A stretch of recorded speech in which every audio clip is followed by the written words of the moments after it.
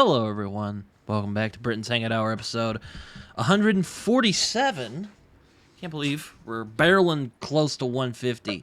I'm here today with A.C. Wilson today, who's the author of the tetralogy. I forget what it's called though. Tetralogy. But it is Gwambi, tetralogy. Gwambi tetralogy. The Gwambi. Yep. Gwambi. It sounds like a children's toy. A little bit, I suppose. Starts with My Father's Ghost, or is that the new My Father's Land. Yeah, sorry, the sword's kind of blocking it here. There you go. Weird glare. God, I'm just not Land, on it right now. And My Father's Ghost. That's all right. That's all right. But anyway, yeah, you're also a friend of Sam's, Samwise, Yep. who's a good friend of the channel. He's a good guy.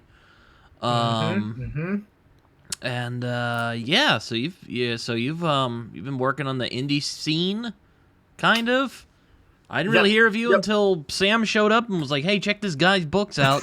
Not just because he's my friend; it's actually pretty good. So Sam has been a long time hype man for me, for sure. He read some of my earlier drafts and got to help me make them good. And yeah. Whenever I'm facing a writer slump, I'm like, Sam, is this worth reading? He's like, yes, keep going. So, yes, we love Sam. Yeah, he's a good dude. I dropped a pen. I'll just grab my other one. I'm actually editing my book right now, and it's, yeah. It's kind of a pain in the ass, honestly. Editing is, I think... There's a lot of people who are like, I love editing. It's one of my favorite parts. I'm like, it's freaking monotonous to me. I mean, it's important. I'm not saying it isn't. I'm not the best with patience. I'll put it that way. Yeah. And editing takes so much patience. Yes. Yeah. Me and my dad are I feel the pain there. Which, me and my dad are looking through it, so it's been fun. It's been fun. Nice.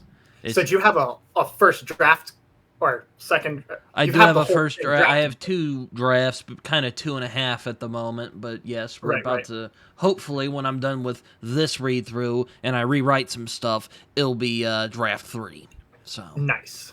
Then I'll probably let the guy who edited my first draft look at it again, and we'll see where it goes. I'm hoping. Nice. I'm leaning on self-publishing because, in all honesty, I kind of thought about it. I'm like, well, there's a lot of people on here that are self-pubs, so I'm getting peer pressured, but also, like, is there really gonna be anybody who, in the mainstream, traditional published sphere, who might take what I'm writing here?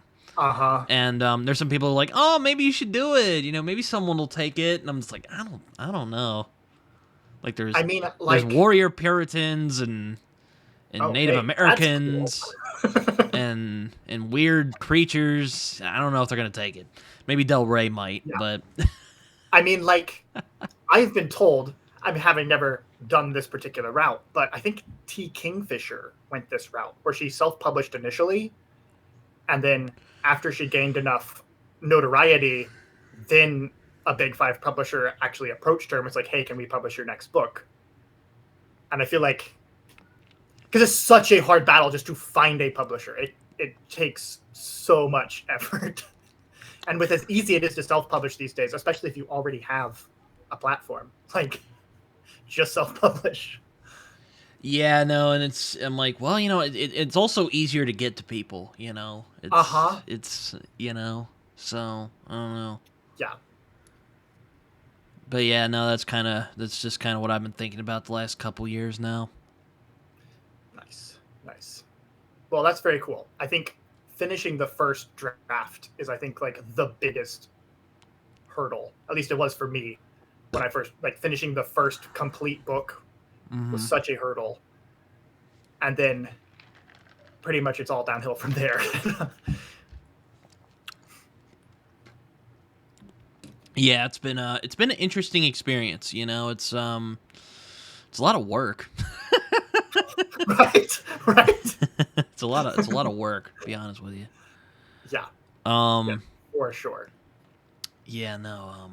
I guess what interested me about your thing, about your series, your thing, if you will. I don't know what I should call it, but I saw you talking to Chris the other day, Bearded Book Bees, And you're like, oh, so it's about these people who go to this other land. It's kind of like the New World, and I'm like, damn, that's kind of like what I'm doing. There you go. Well, you said warrior Puritans, and I was like, well, I mean, it's kind of like a Puritan New England-esque society. So yeah, pretty much. So there you go, warrior Puritans. So I'm like, I gotta read his book to see if there's any overlap of mine, because it would just suck if I put my book out there and it'd be like, you just ripped off A.C. Wilson, you suck. You know. You know what? I think Sam, just to piss me off, will probably do it. He'll probably watch this, and then when I put the book out, he'll just be like, this book's kind of a rip-off A.C. Wilson, 0 out of 5. I'll just be like, you fucking bastard.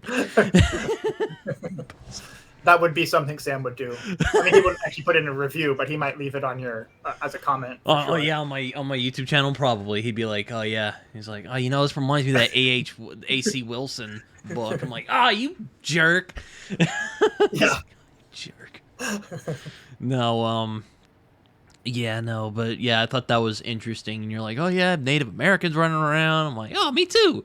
Not really in this book, but next book there are probably more of them hanging out. Nice. So, well, actually, there are a couple of them in this book. Anyway, doesn't matter. This is something that I ran into doing a Native American analog society. Is like, the more I got into it, I was like, okay, wait, like, what Native American group are you pulling from? Because, like, the more I got into it, there was like, oh, there's so much cultural diversity here. Mm-hmm. So, what is your inspiration for your... Well, I grew up in Oklahoma, so there's a lot of, like, Cherokee and Lakota and, like, Caddo is here. I think they were here at one point. I don't know if they're here anymore. But, yeah, I think I remember, maybe you said it on Chris's show, where you were like, I never really seen like an American epic fantasy, and I was kind of like that, and it was so funny because that was kind of the thought process I was going through when I was making my series. Is kind of like I want to do because like a lot of fantasy like pulls from Europe, and nothing wrong with that. I mean, Europe has a big history. You can go nuts. Yeah, like medieval Europe was wild. Like you can do a lot. You can do a lot with that. But I'm just like there's never really been like an American epic fantasy. Now you could mention like the Dark Tower as an example, which like maybe, but I don't know. Like I don't know. It's I mean, like I feel like urban fantasy is its own thing. Well, I see. As soon as I say that, though, like Dark Tower, is that even urban fantasy? Not really. I'm thinking of just like the New York scenes from the Dark Tower. But as soon as I said those words, I was like, oh wait, actually, the majority of the Dark Tower is like Western. It's like mid-world, yeah. It's mid-world. Yeah, mid-world. It's its own thing. So I'm like, maybe that, but I'm like, I want to see some American representation in fantasy, if you will. I discovered a series actually it is like exactly what I have been looking for this whole time. What's that? And it's Witchy Eye by DJ Butler. Oh yeah, I've heard of that. Yeah. It is legitimately like the Game of Thrones, but in colonial America. I know. And I mean that in the most Game of Thrones gets thrown around a lot as comparison, but like this one actually to me, like the way the characters are done, the scope and the political complexity, the dabbling with both realism but also like just the most bizarre magic ideas at the same time. Yeah, I've wanted to add that to my list. I've seen it at my local bookshop because they actually carry it, which is kind of weird because isn't like Dave Butler like a I kind of view him as like a weird outsider kind of author. I only just discovered him thanks to Sam, so Sam's been peddling the Cunning Man recently, which I'm like, that's a it's a bit of an unfortunate title, but whatever, like that could easily, No, the Witchy Eye. Yeah, I was, but I kind of was like, I don't want it to like seem like it's impacting my series too much, so I'm gonna wait to read it until a little later. That's totally fair. I also know he like co-writes with a lot of people, which is always kind of. Okay.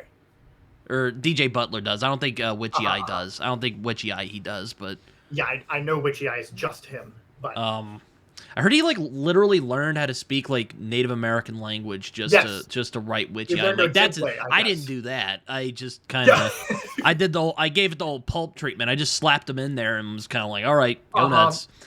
And I feel like it's like without when the you're racism, doing a fantasy hopefully. where you're just doing like an analog for it. Kind of, yeah. People. Like you can get away with just kind of like just the vibes. That's what you're going for. Yeah, like because that's the trick, because I was kind of pulling a lot from like pulp fantasy more than kind of like a big epic thing, so I didn't really go right. I didn't really. I mean, I do have like history and stuff, but like it's not like a sure thing, I'm not gonna put out the Silmarillion anytime soon. Put it lightly, right? Because I haven't I didn't think that far ahead. Yeah, no. But yeah, so I mean, really, the backstory is these white guys show up at this. I call it the New World because I'm like, that's a good enough title for a fantasy setting. It's called the New World.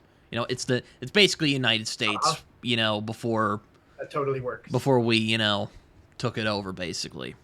It's basically colonial America. Murdered everybody. Yeah. And also, I'm like, you know what? I like guns, and fantasy doesn't have enough guns, so I'm gonna put flintlock guns in there. I actually had a short story idea where my main character meets a I don't want to say a dwarf because that's not really like sensitive anymore. A little person, we'll say a little person, like, but he creates guns, and he shows him how it works. But yeah, my character though, I gave him a thing. He is awful at shooting things like arrows, no. Okay. Like shooting guns, no. But like if getting his hand on like a sword or something, he'll be fine. But maybe someday. Yeah.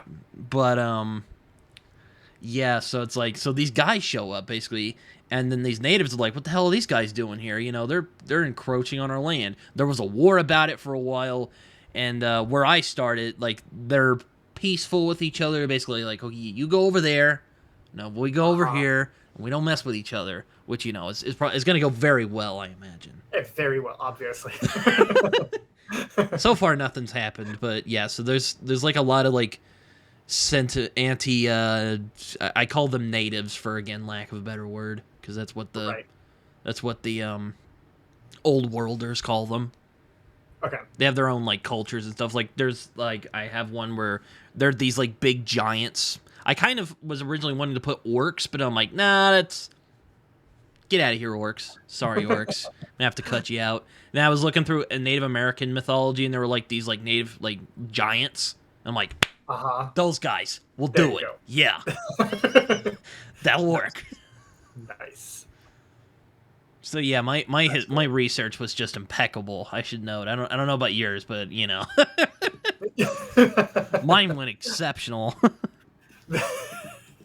That's the problem with research. It's like, it's way too easy to fall down just a rabbit hole, and just like I am working on my first historical fiction book. Kind of, I haven't actively started writing it, but I'm compiling my ideas and plotting it out and doing my research for it. And it's the problem is I'm just like, my perfectionist tendencies makes me want to read like 200 books before I even start writing, because I have to know exactly how the dialect was in 1860 Kansas. I can't just make that up. I have to know exact. And I'm like, and then the enemy's like, I just need to get out of it, and I just need to write. Well, if you're right about that, hold on. Let me see if I can find it. I have a book. It's a novel, so don't worry. It's it's not.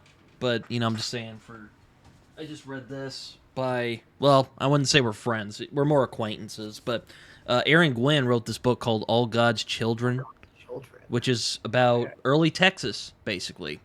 Early Texas. Okay. I don't know what your historical book was about, but you mentioned 1860s Kansas. So it is. I was about to say currently in the my latter half, idea, they actually moved to Lawrence, Kansas. So before the there you go. There before you the go. Civil War blows up, it was basically the like pre-Civil War. It was like the warm up, you know.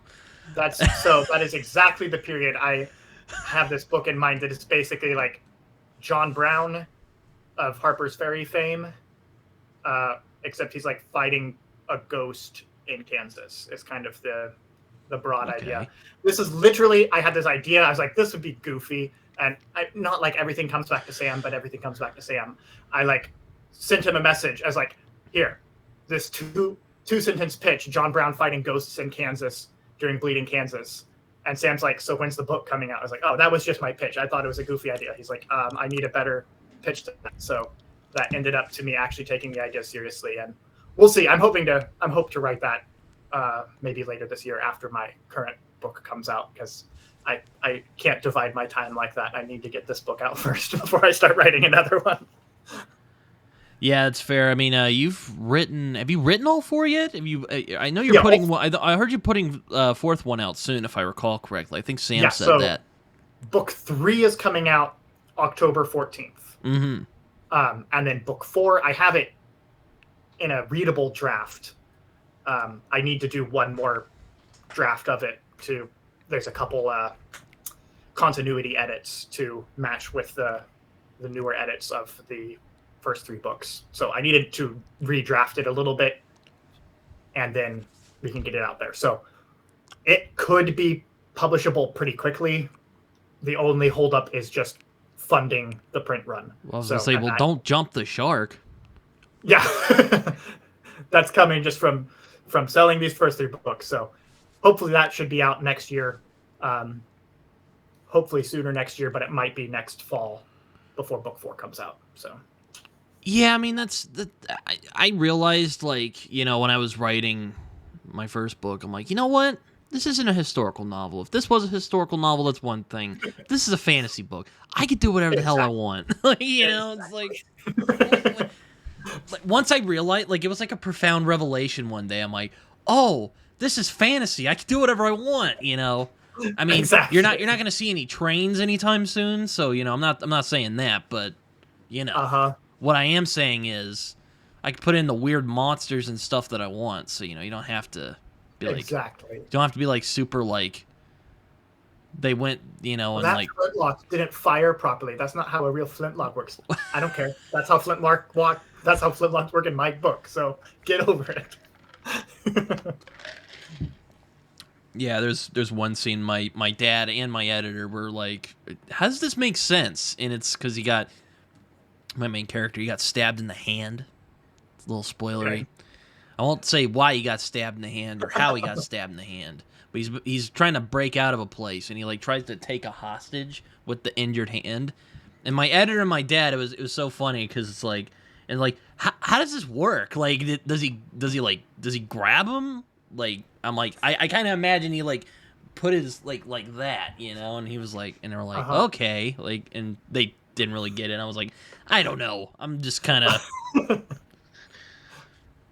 Again, trying to be as vague as possible here, but it's just like, man. If Indiana Jones can do everything he does, then I think your character can take a hostage with a wounded hand. That's totally believable. Yeah, it's something else, you know. It's interesting. Yeah. It's but yeah, no, it's been fun, you know. Though there is that part of me that's like, oh, I want to get to the next one, you know. Mm-hmm. I started on the next one, and then school kept getting in the way, so I was like, damn it. So I couldn't get to it. So, have you read any C.S. Lewis? Oh, yeah. Have you read Till We Have Faces? I've not read that one, but that's another one. We keep coming back to Sam in this episode so far, but he's mentioned it to me. I'm like, I know of it. I know what it is. I've just not read it. And he's like, oh, you got to read it. It's so good. There's a point in that book for one of the characters is like inspired to write a book herself. And she describes it as being, as other women have been with child, expecting a child, and cannot wait to birth their child. And she's like, in the same way I was with book and I had to return to get this book out of me. And I was like, that is exactly the feeling. Like, you have the book and it's stuck in your head, and the longer it stays in there, the more you're like, I just have to sit down and get this out on paper. I can't have this inside me anymore. I need to get it out. Yeah, no, that was finally what happened. One day I was telling my friend who would eventually edit my book, and I also dedicated the book to, he's like, he basically gave me a kick in the pants. He's like, go write it already. You keep telling me about this. Go write it already. I'm like, you know what? Fine. And I started writing it. That's literally how it happened. Perfect. And it's like 6 months later, I worked on it every day, and it panned out. So there you go. It's been frustrating about trying to start a new book. Is like I'm just having a hard time finding that rhythm again. You know. Yeah. Because like, you know, when I wrote the first one, I was like, oh, I gotta do this. You know, it was like it was almost like I thought I was gonna like die in 60 days or something. Even though, you know, I'm fine. I'm healthy. Right. I think. But I think, yeah, I haven't been to the doctor in a while. I had some allergies recently, but that was about it.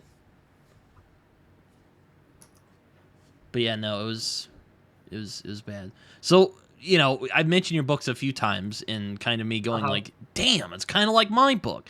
But so what are your books actually about? Like So the premise is Ella Pickering is a introverted bookworm. She lives in this kind of rural mountain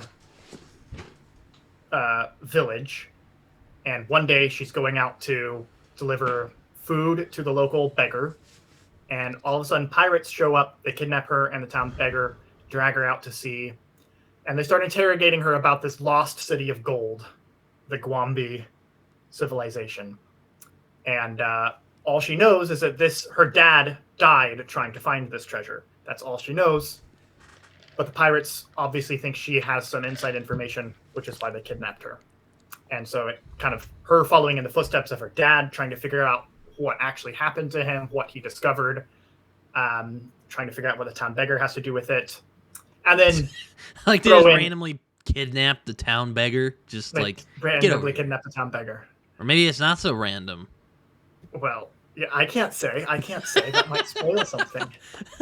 So, and then you also have the new world sort of country that they land in. It's like in the middle of these labor riots. They're also having tension with this new government that's set up, and how do they integrate with the indigenous peoples. And so you get this clash of cultures, and the pirates are coming in and messing everything up too. So it's a basic. It feels a lot like Treasure Island. Mm-hmm. If it was written by C.S. Lewis, maybe is a good way of describing it. So lots of swashbuckling adventure, but also some hopefully thought-provoking stuff in there. So you know, it's a lot of shooting, and there's especially book 3 coming out. I don't think fans of the series are going to be ready for the action sequence that opens book 3. Oh man, quite intense, and lots of fun. Lots of flintlocks and bayonet charges and cannons and all the good stuff. So I guess I should ask you the the age-old question, but like, how did you come up with this series? You know. So it has multiple inspirations. Part of it literally is Treasure Island. I read Treasure Island multiple times as a teenager, and I could not get enough of that book. I loved it. The other part was, what's the name of that poem? Okay, give me just a minute, and I should be able to find this poem here. John something. John something. It's a good name. Yeah, Elton.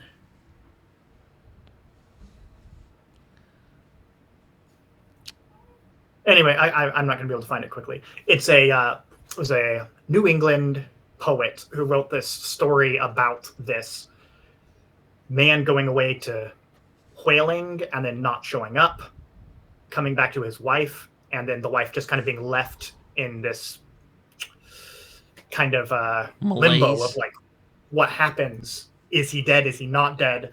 Malaise. And maybe malaise is a good. Yeah. So she's like, what is she? Am I still married? Is he dead? Is he coming back someday? I'm just kind of this. And I was like, that's a really interesting character situation. But what if it was the daughter instead? And was a huge character inspiration for Ella. Her dad leaves when she's like 6. He's been gone 14 years. They've received news he's dead, but they never saw the body. And she's left. Yeah, that happened a lot during that time, especially like Right. Roanoke, Roanoke comes to mind. Right. Which, And, by the way, I'm not going to do that in my books. Maybe someday if I have a good enough idea, I'll do something like that. It's not going to be aliens. I'll say that for sure. Okay. There you go. Wait, is that... You know what? I won't ask. I was about to say, are there aliens in this There's book? no aliens. It's a straight up fantasy. There's dwarves, elves, fairies. Ooh, yeah. The next book are going to be my version of elves. It's going to be awesome. Oh, nice. They're basically Yes. they're basically like French albino.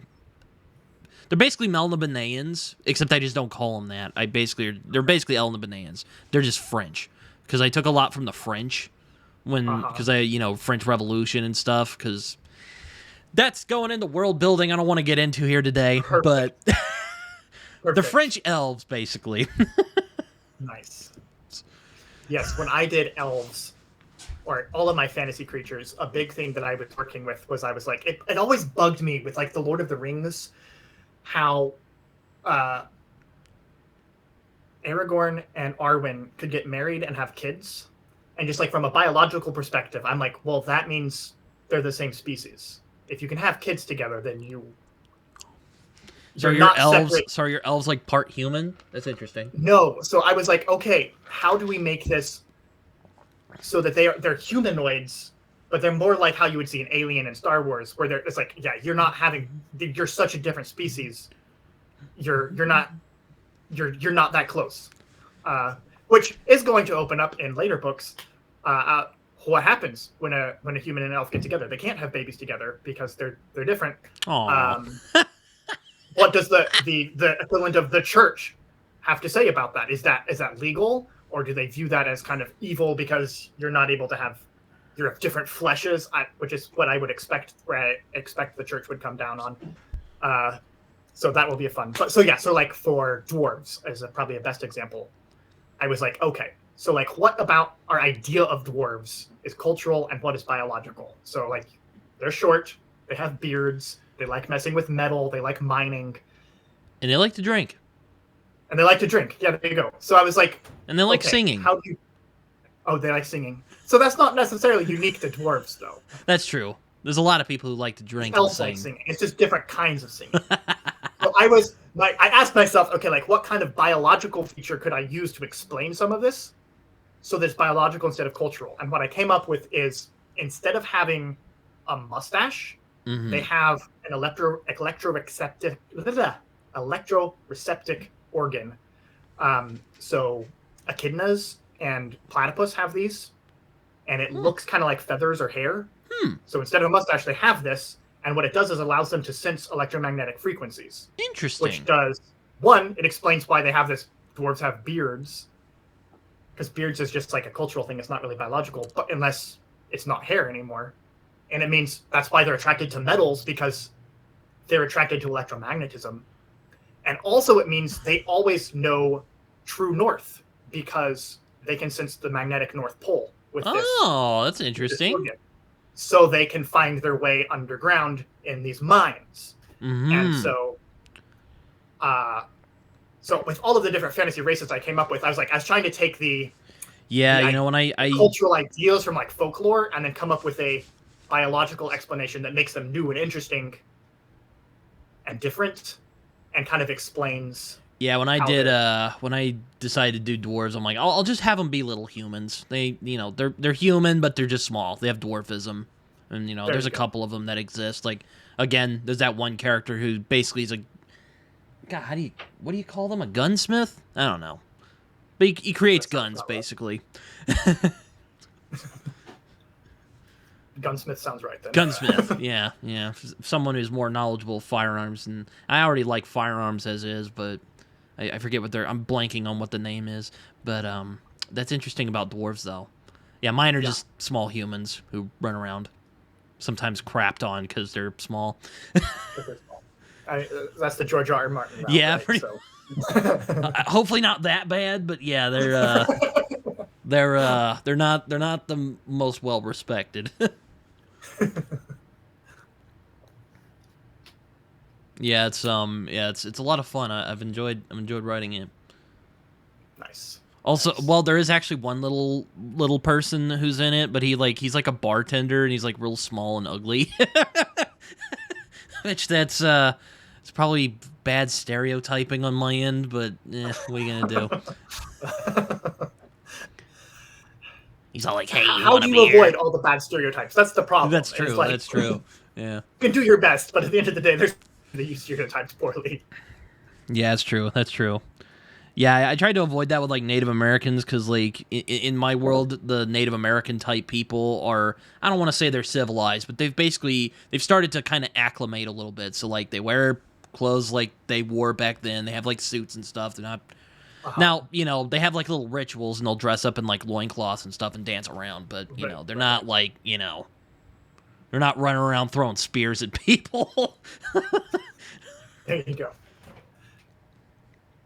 Yeah, when I wrote my first book, I don't think I had done quite enough thinking around how to portray a native. So that is kind of one of the themes I'm hoping to get to when I get around to depicting native, is they're kind of struggling with what are we going to do with our culture, but we're trying to like get along with these white people.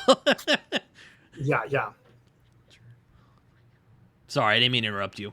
Oh, no worries. Yeah, I was saying when I wrote the first book, I don't think I had thought well enough about like how to portray a native people group respectfully. And so I had to, especially in my second book, work very hard and like, okay, I need to make sure that I'm not falling into these tropes and like shortcuts on how to portray their culture and actually make them interesting in and of themselves and see how their worldview, like see things from their perspective instead of seeing things from the colonial perspective towards them, if that makes sense. So yeah, I understand the struggle for sure.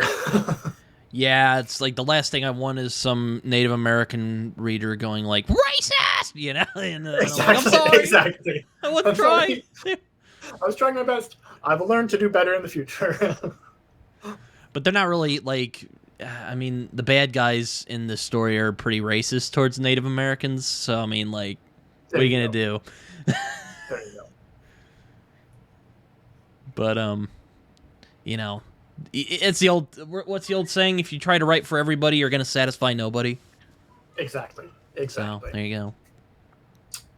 But yeah, I read Treasure Island when I was a kid, a long time ago. I remember liking it, but I really liked The Strange Case of Dr. Jekyll and Mr. Hyde a lot more from Robert Louis Stevenson. I don't think I've read that whole book. I know I read a couple chapters for like literature class. But It's a great I don't book. think I've actually read the whole. I was really into the Robert Louis Stevenson's more action adventure novels. So like Kidnapped. Kidnapped, I loved. Katrina, the sequel to Kidnapped, was fun. I haven't actually read Kidnapped. I know of it. I read Treasure Planet, and I've read like the famous ones. I've read Treasure Planet, or not Treasure Planet. Treasure That's the movie. Treasure Island. What am I doing? What am I talking about? I mean, Treasure Planet is a great film. Like, let's.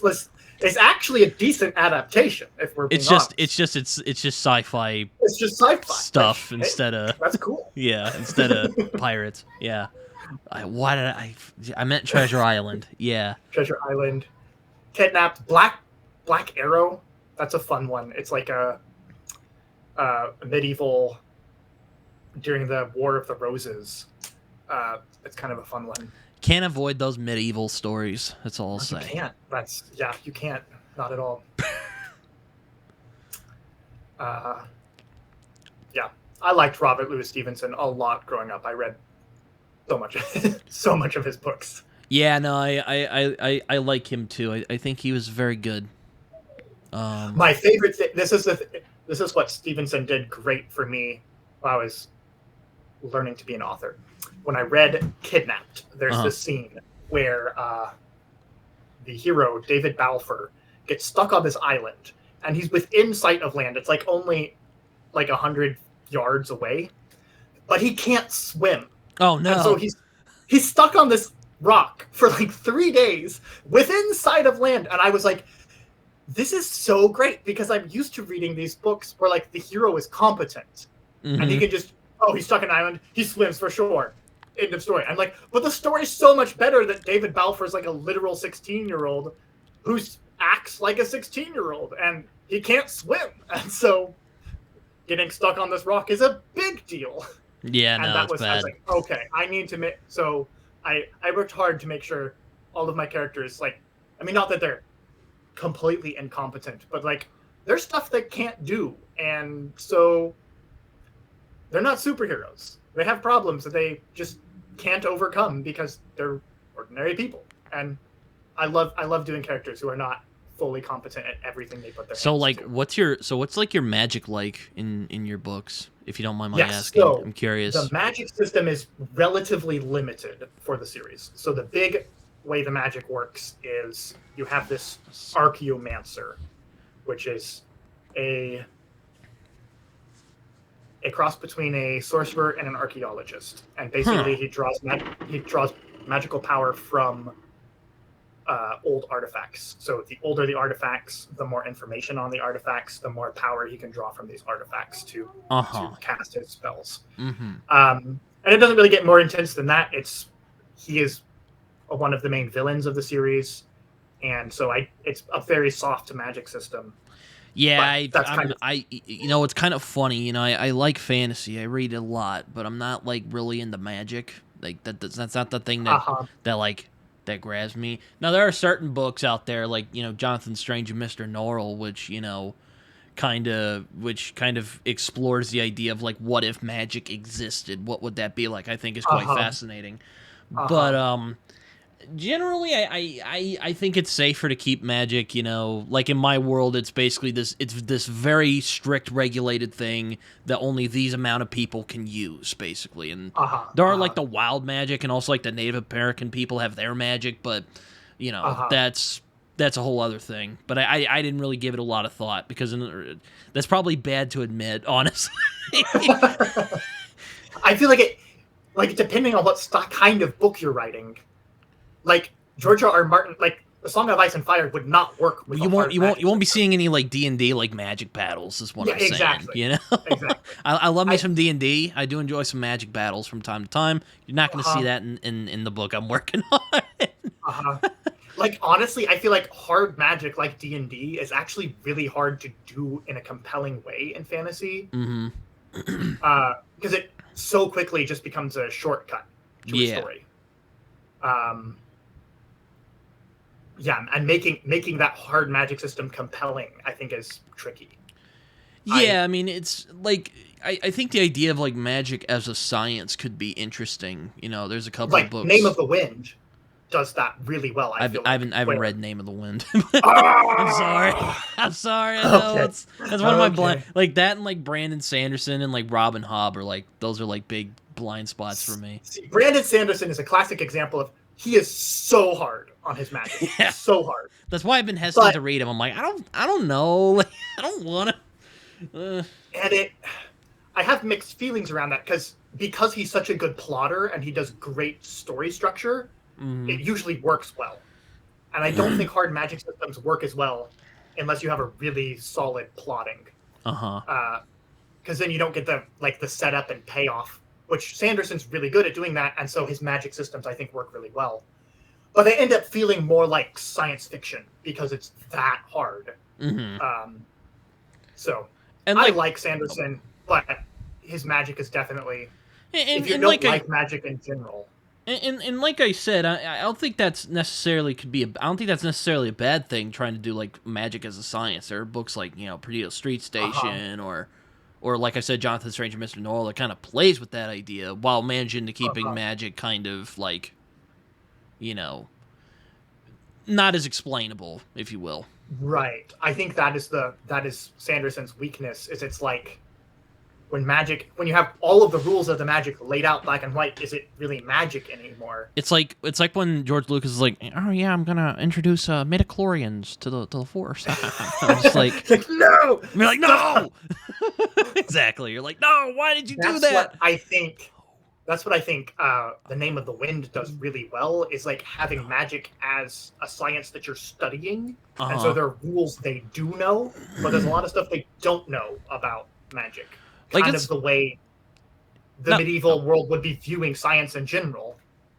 And I really liked I think Patrick Rothfuss has one of the best magic systems I've ever read, for sure. yeah. You know, I've heard a lot of interesting things about that series. One, it's not done. Two, it seems kind of it's kind of like not fan servicey. What's the word I'm looking for? Wish fulfillment. I've heard, Okay. even though apparently the guy's like an unreliable narrator, which like whatever. But you know, it's I don't. I won't get into that. I'm not sure if he's that unreliable. I don't know, but yeah, it's that actually sounds interesting though, the way you describe magic in that series. Yeah, I mean, the first book is you can pretty much end the series after reading the first book, and the first book is a chunky book, so I understand that It's a thick boy. would scare some people. It's a thick boy for sure, but I think you get a good flavor of the world just from the first book. There's some really weird narrative stuff he does. I don't know if I've heard many people talking about the narrative structure, but it's narratively kind of strange. I've heard his prose is really good. His prose is amazing. Like, I think those are the two things from The Name of the Wind. Is it's like the prose is just some of the best fantasy prose I've ever read. I think George R. R. Martin is the only other person who even competes. And then his magic system is super cool, and I loved his magic system. And those are, I think, the strongest things of The Name of the Wind. Yeah, no, it's yeah, I read Gardens of the Moon recently, which is the first of the Malazan Book of the Fallen. Yeah. I just bought it on audiobook. Oh well. Just bought Gardens of the Moon. Well, good luck with it. I was really frustrated with it personally, but you know, okay. I've been told the first book is kind of weird, and you have to get through the first two before you decide on the series. But I don't know if that's true or not. I generally hate when people say that. I'm like, I hate when people say that, but you know, maybe it's true. I am gonna read Dead House Gates because I made some promises to friends that I probably shouldn't have, but you know, I'm a man of my word. I am so interested in Malazan, but the problem is most of how I consume my books is through audiobooks these days. And it's not available on any audio platform that I have without buying it for like $40 a audiobook. I was gonna say, you don't have Audible? I have Audible, but you have to purchase it. Oh. You don't have credits? Not available on their Oh, that's interesting. Well, I mean, you could get credits, but I could get one credit a month. So I could do it that way. It would just take, it was like 10 books long, this whole series? 12 books? So it's a whole year of credits that I'm putting it, which I don't know. Maybe it'd be worth it. So that's how my friend Raph does it. But no, I read the first book, kind of got mad at it, but I finished it. I don't know why. I think I keep saying this. I blame Krupp. I think Krupp's the reason I actually finished it because he was the really part of the book where I was like, yes, I want to see what happens next with this guy. So. Good luck with Malazan, is all I'll say. I've heard it's reasonably grimdark. Is that it's more like accurate? It's more kind of like Elric than something like A Song of Ice and Fire. Like it's not like what I would call gritty fantasy. It's more like this super weird, macabre, kind of gothic kind of fantasy, if you will. Okay. So just interesting. Even though Steven Erikson has said he's never read Elric, which is kind of weird. Kind of reminds me of Elric, just of how strange the world is in that book. The world building is meticulous in that series, though. I'll say, or in that book, I should say. I have so many thoughts on world building, and I think it would be. Ooh, It's you want fun to talk for me about world compare building? Because let me tell you, George Martin, I have kind of. Martin versus Joe Abercrombie. So funny to me the way they approach world building, and I am probably very firmly in the Joe Abercrombie camp of world building. Less is more, guys. I'm kind of But, I kind of love world building. Like I love the lores and the like, histories and stuff. I love that. I'm a big nerd for that stuff. I didn't do it for my book because, in all honesty, I'm really trying to like buck a lot of fan. I want to make an approachable book that someone can pick up and go like, this was very enjoyable, and then move on to the next book. I didn't want to overwhelm them because a problem I see with some fantasy books, even ones that I like, even George R. R. Martin has sometimes fallen trap to this, is that he sometimes explains too much, and you're like, okay, calm down.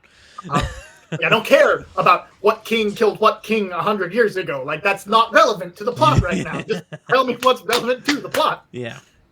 Yeah. That's something I did appreciate about Joe Abercrombie, is that, like, the world building is there, but it's very much, it kind of reminds me of Conan a bit, where it's like, the world is just there, it exists, don't really need to explain too much about it. You can envision it. What Abercrombie nails is like what I would call mundane world building, where it's like the world building that he does comes out in ways that are important to the characters. So like, he's really good at setting scenes. He's really good at he's really good at like putting a picture in your mind on what these like cities and like landscapes are supposed to look like. He's very good at that. Without overly, explaining himself. Yeah. Abercrombie's one of my all-time favorite authors for sure. But, I'm actually about to read The Devils. Either after I finish The Big Nowhere or A Brief History of Seven Killings. It'll probably be The Big Nowhere before I finish Brief History. What other Abercrombie books have you read? I have read the first trilogy of the First Law. I read the First Law trilogy, and I've read Breath Served Cold. Okay. Haven't read any of the other ones. And probably The Devils. I don't know what I'm going to think. I've heard a very polarized response for The Devils. My take, without spoiling, is... Did you read The Devils? I've read everything Joe Abercrombie has ever written. Okay. Yes, I told you. Abercrombie's one of my favorite authors, so I had to read. So The Devils... Abercrombie, in the rest of his writings, tends to be a little bit more... it's a term, upmarket. Like, he's trying to engage in a little bit more intellectual level, and he's kind of playing with a lot of tropes. So,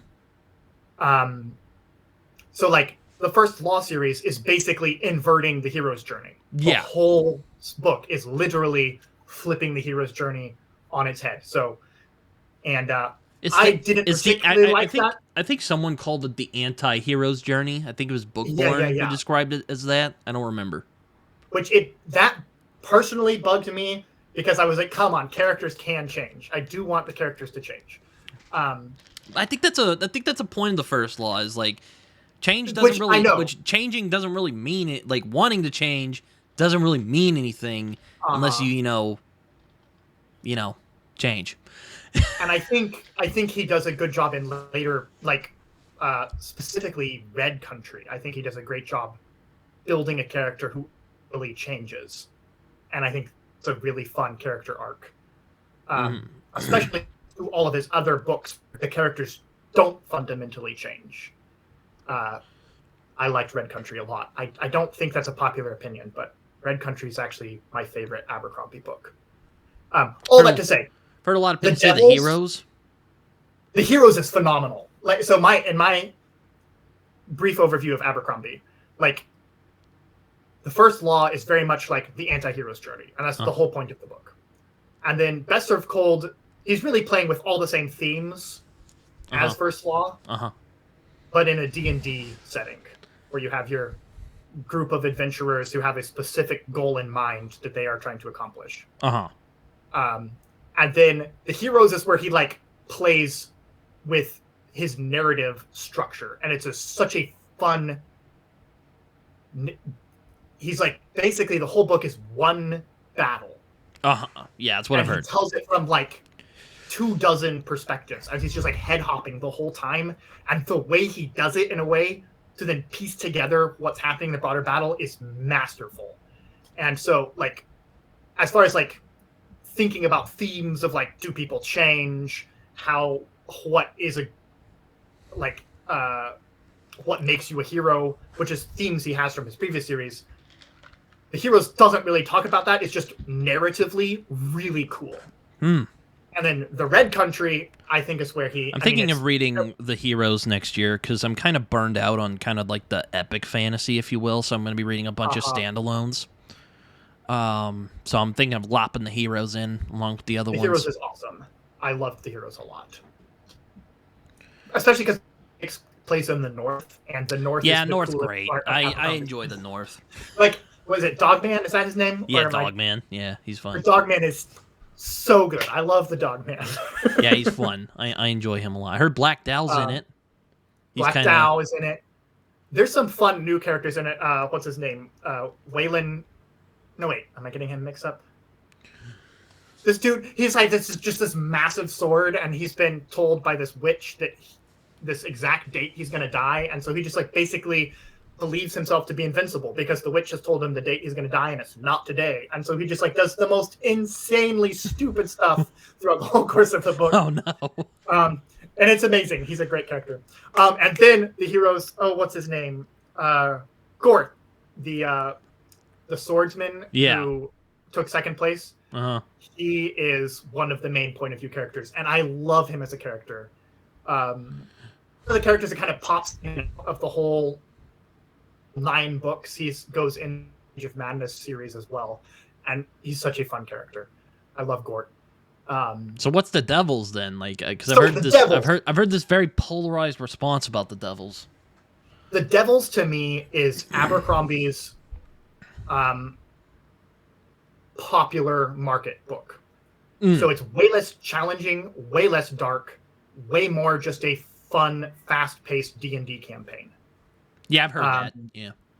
So I think I went into it expecting a little bit more intellectual depth. Like what I'm used to in Abercrombie, and halfway through I had to be like, okay, I need to be reading in pajamas while I'm eating cereal. That's what this book is. Not even ice cream, cereal. Ice cream, sure, ice cream.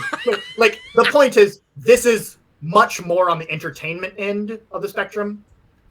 And, like, I just had to reset my expectations. And when you walk into it expecting just a fun D&D campaign, it's a fun book. It's fast-paced.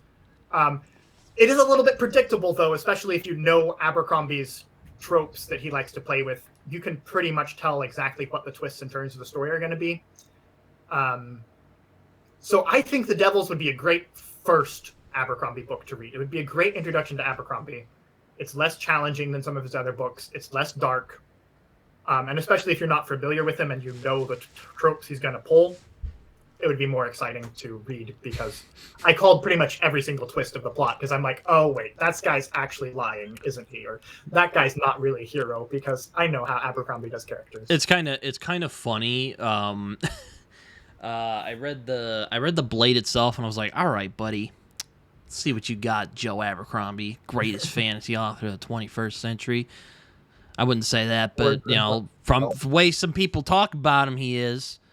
And then I read the Blade itself, like the first like paragraph. I'm like, all right, fine, I'll read it. I'll read the whole thing. Okay, yeah, this is really good, and it's really good at characterization. I like Sam pitched me on the Blade itself. He's like, you should read the Blade itself. It's really dark and like one of the characters is like a torturer, but I think you'd like it. And I was like, I don't typically like dark, bloody stuff, Sam. Okay, fine. And yes, exactly. The first scene where Glocka's just like walking down the stairway, and I was just like, those damn stairs. You got me. You got me. This is funny. I gotta keep reading. Sure, he's a torturer, but the stairs. He can't walk downstairs. This is great. Damn stairs. Yeah, it's so funny because like you think Glocka's gonna be like a villain at first, and he's just like, nope, it's just some guy. Exactly. Yes. No spoilers for Age of Madness, but what they do with Glocka in Age of Madness is so much fun. So, I heard he has a daughter in it. Yes, she is one of the main characters. Yeah, no. Heard he kind of looks like an old man at this point, even though he's like what, like he's in his basically 40s. I mean, he's like an old man, but he basically runs the entire government. This wait, Giselle? That's not the Giselle. Like, she doesn't run the government, obviously. Glockta totally runs the government. So he's like basically this old man, but everybody knows he is the power behind the throne, and he just basically runs the entire country or the whole union. And I won't say any more than that. But yeah, I mean, so he's still working with Baez, or I will not say anything. Okay. I will not say anything. Yeah, I mean, Baez is still basically trying to run the union too. So yeah, I know it's interesting because I had some friends who didn't really care for the twist that like Baez was like the big bad the whole time, which spoilers for the first law. And I'm like, but that was like the thing the whole time. He was always a jerk. Like, what are you talking about? When I was reading the first book, I was like, I don't like Baez at all. And then I felt so vindicated at the end of book 3. I was like, yes, see, I knew Baez was shady. Like, I knew it. I just remember feeling, I think what's so brilliant about Last Argument of Kings is just like the horror of that last 100 pages. You're like, holy crap, there is literally nothing you can do. It's like Hiroshima, basically. Yes, it's horrific. Yeah. Poor Giselle. Yeah, but I'm hoping to read the Heroes maybe sometime in 2026. I don't know when that's going to be. You know, maybe early 2026, because it kind of feels like a winter book to me. It's actually a fall book, I think. Really? So I don't know. It just looked kind of cold. I saw the cover, and it just looked really cold and wet. And I'm just like, I mean, yeah, it's the north, so it's wet. So That's true. It's usually cold and wet out there. So, but okay. So I don't hear enough people talking about the Shattered Sea trilogy by Joe Abercrombie, but it's actually so good. I liked it better than the first Law, personally. So I will put that bug out there onto the internet. But the Shattered Sea is really good. Yeah, I mean, I can see why some people might be turned off by Abercrombie's style. It can be pessimistic, for sure. I mean, but his characters are so entertaining. That's the problem. It's like it's pessimistic, but thing the entire time. Like, it's funny and pessimistic. It's I don't know how he does it. Like, how does he keep us laughing this whole time, even though the stuff he's writing about is so dark? I don't know. It's a talent. I honestly find if it wasn't funny, it would just be like, oh my god, I can't do that. Right. I think he knows that like he would overwhelm the audience if he like completely piled on the bleak. So he's like, all right, let's make it funny once in a while. Let's make it funny. So yeah, it's yeah. I really enjoy Abercrombie's books. He's good. Yeah. I would love to talk to him someday because I would just be like, hey man, have you ever thought about writing a crime novel? I think you would do really well at it. Just saying. Just ask him that. Have you slightly random, The Devils. Have you heard the big news on The Devils? It's being made into a movie? Yes. Oh yeah. I heard that. Oh, you're okay.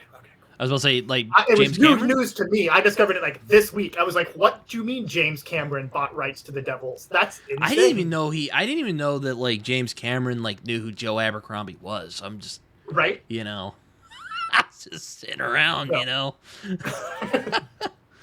I'm very psyched to see what happens with that. We will see. Yeah, I'm like, man, you know, I think The First Law would be a real great TV show. Just like 3 seasons, crank them out. It would be great. Like, people would love it. It would be awesome. Just get the right people and don't drop the ball as badly as you did with Game of Thrones, and we'll be fine. Exactly. I mean, at least they're working from a finished series. That's true, yeah. It would be kind of like a letdown. It's like, okay, here's what we're going to do. So when he blows everything up, we're going to have, like, Logan show up behind him and just, like, fucking get him in the back. And that's the ending of the show. And you're like, damn it, no! What do you mean? I mean, yes, but no. But no. My boy Logan. I love Logan. Yeah, for me. It was like Glocta, Logan, and Jazal, because it was right as I was feeling bad for Jazal is when like Abercrombie's like, I'm just gonna shit all over this dude's parade. You know, I'm like, damn, like, come on. Jazal at first. I was just stuck up, arrogant, bitch. Like, get over yourself. And then like, I didn't actually hate him. I thought his vanity was very entertaining. Just like it was very entertaining. It was, but I was like, also like his smug self-absorption die. is like so hilarious at times. For sure. Yes. I don't really think like I don't think he's like a bad dude or anything. He's just an immature moron. Right. But then, as compared to by book 3, I was like, yeah, Jazal, go Jazal. We love you, man. After he's had his whole heroic arc, and then of course, Glocta or Bayaz pulls his thing.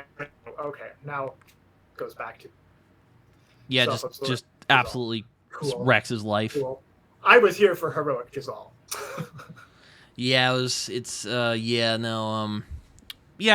I like what I've read of Abercrombie. I was kind of frustrated with Best Served Cold because it kind of felt like he was just kind of rehashing themes he had already explored in the first trilogy.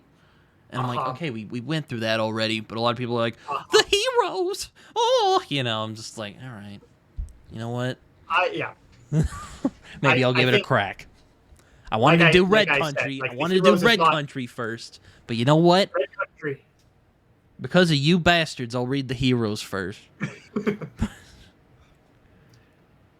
I mean, I feel like you probably could read Red Country first, but chronologically, the heroes happens first. So I'm trying to think if there's anything that would spoil if you read Red Country first. But they're in different parts of the world. Red Country is the only book that occurs. What does he call that land? Is it Lands? I think is what it's called. Anyway, I don't know. It's its own place that no other book occurs in that area, so it's kind of a fun, different vibe. It is a straight up Western. It feels, for a British author, it feels very American. There's bringing this conversation. I know Joe has said he likes Westerns a lot. So what? Like I read the book and I was like, this is a Western. That's what I just read, and then I mentioned that to Sam, and Sam's like, oh yeah, because Joe Abercrombie loves Westerns. I was like, well, that explains everything, because I'm reading this, I'm like, oh, there's Native Americans in the first law? Okay, interesting. There's Inca in the first law? Okay, that's cool. And I won't say any more than that. I started Red Country. Like, I started listening to the audiobook, and I was just kind of, I got distracted. Because I can't just do audiobooks. I get easily distracted. I have started immersion reading, though, and that's been great. I've been enjoying that a lot. Really, really heightens the experience, I think. Okay. I work like a blue-collar job, and so while I'm at work, I can just put earbuds in, and so I can smash through a 10-hour audiobook in a day, because I listen at 2 times speed, and so I can just speed read these audiobooks, and I can't do that as much with a physical book. It takes me a lot longer to read a physical book, so most of my books are in audio form that I consume.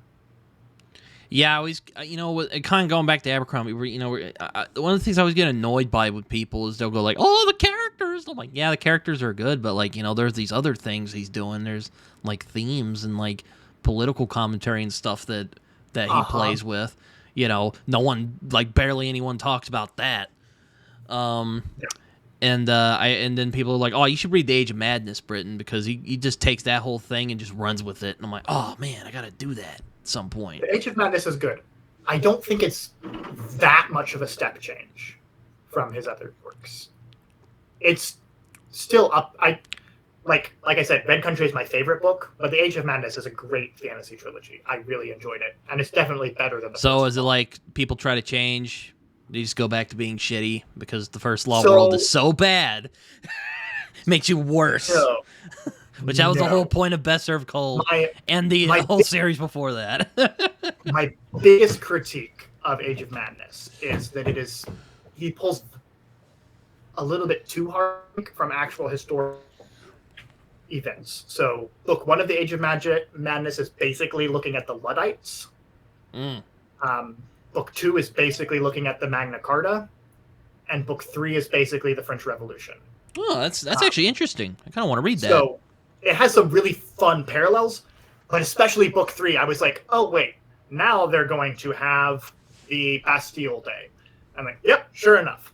Now they're going to have the rise of the Jacobins. Yep, sure enough. And so I think for someone who wasn't like super well versed in French history, it would be more interesting. But like I called pretty much every plot twist because I'm like, this is point for point exactly what happened in the French Revolution. And so it was a little bit I was a little bit disappointed at that because it was a little bit too predictable. Kind of annoyed. You were but like, then again, it's like it feels super real to life because it's actually real stuff. the rabble rousers start shooting people and putting pikes on heads.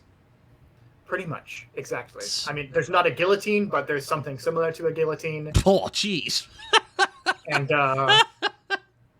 it's especially book 3 is like it is so much the French Revolution down to you should be able to predict exactly how the book ends because you know how the French Revolution ends. So we get a Napoleon. All right. I guess I'll have to read the Age of Madness at some point. Not in any rush to, because I was kind of Abercrombied out after reading Best Served Cold a few years ago.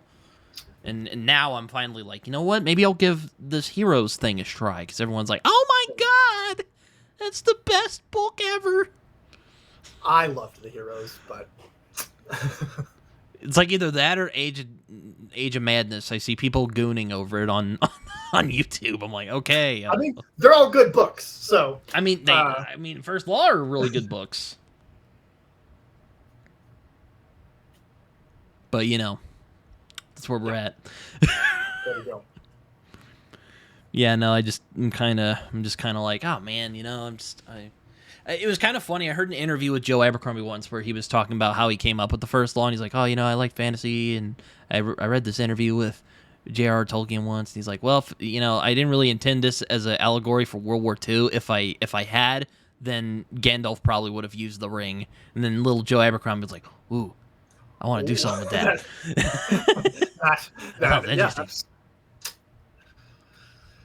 That's the First Law, exactly.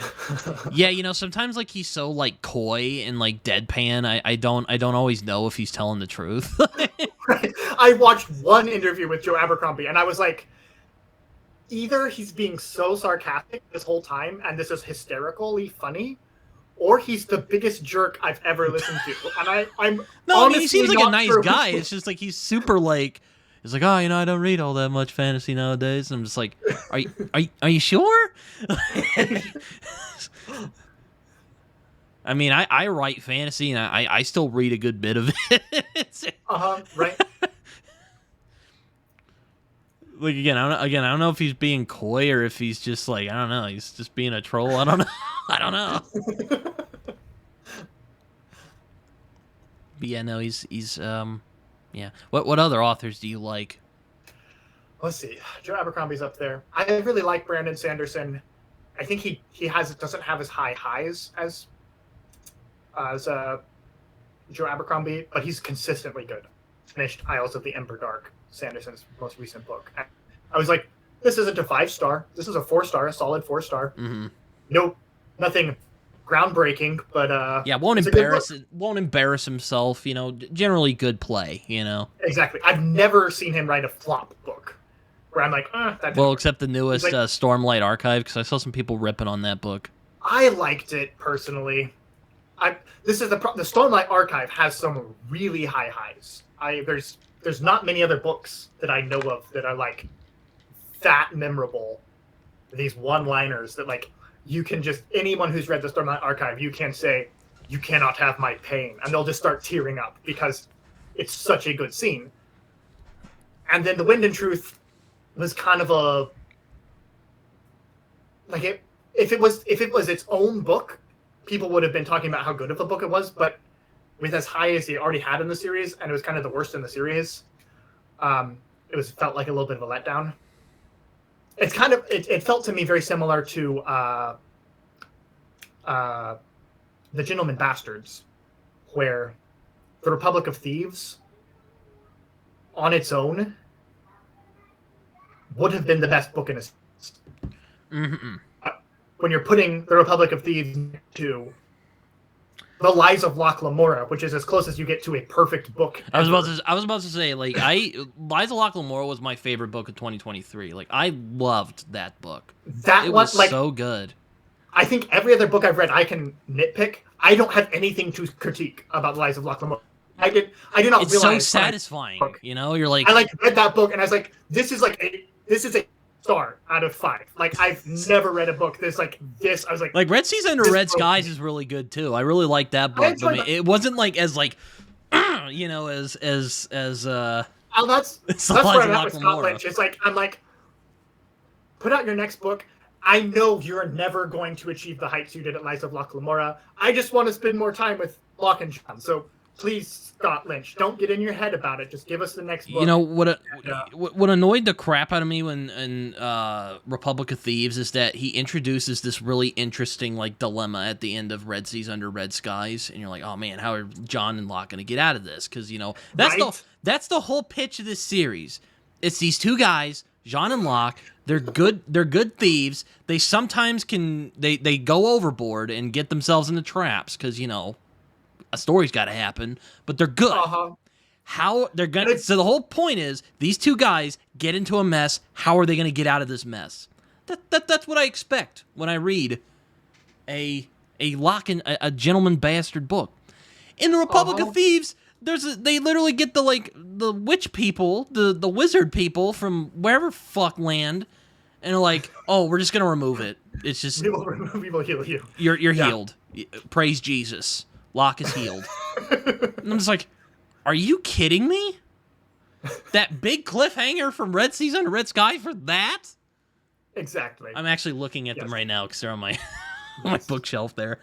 But I'm like, what? I think, to your point, that pissed me that's off what so the Gentleman much. Bastard does. It's like you get to this point where you're like, I don't see how they can get out of this one, and then he makes it even worse, and you're like, I really don't see how you're gonna make it out of this.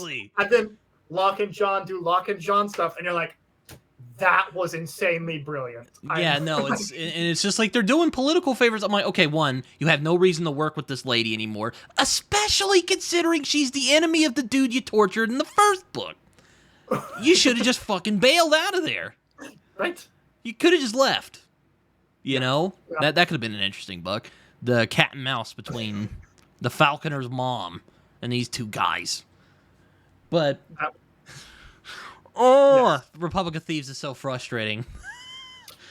See, and this is where I was with Republic of Thieves, and it's how I feel similarly about Wind and Truth. It's like, on its own, I would have said, yeah, that's a good fantasy book. But comparing it to the rest of the series, where the rest of the series is so much better, I'm like, that was a little bit of a flop, because I know what you can do, and you didn't quite succeed this time. And, like, a lot of people don't like the romance part of Republic of Thieves. I'm like, I actually liked that. That wasn't bad. Please. To me, the thing though was you could have just had a book where they're both just like going toe to toe with each other. I'm like, I'd have read that. I would have read, but he didn't do that. He didn't freaking do that. The problem is he had played up Sabbatha as a character so much in the first 2 books that like there was no way she was actually going to live up to that as a character in book 3. There was no way because like she's just in the background. The love of Locke's life in book 1 and book 2, and then you finally meet her in book 3, and it's just like there was too much anticipation. If that makes sense. I actually like their relationship though. I like that like they had a fun relationship. I like that like he's like this. It's like, you know, I don't know if you've ever seen Amadeus, but he's basically like you know, Locke is like this Mozart type who's just that good at what he does. He's just so good at it. It drives her frickin' crazy. Because she has to work hard to be like a good thief and con artist, you know? And it's just like, you know, and she's so frustrated that this little plucky kid can do it better than she can. And, you know? Yeah. It's like, I liked that.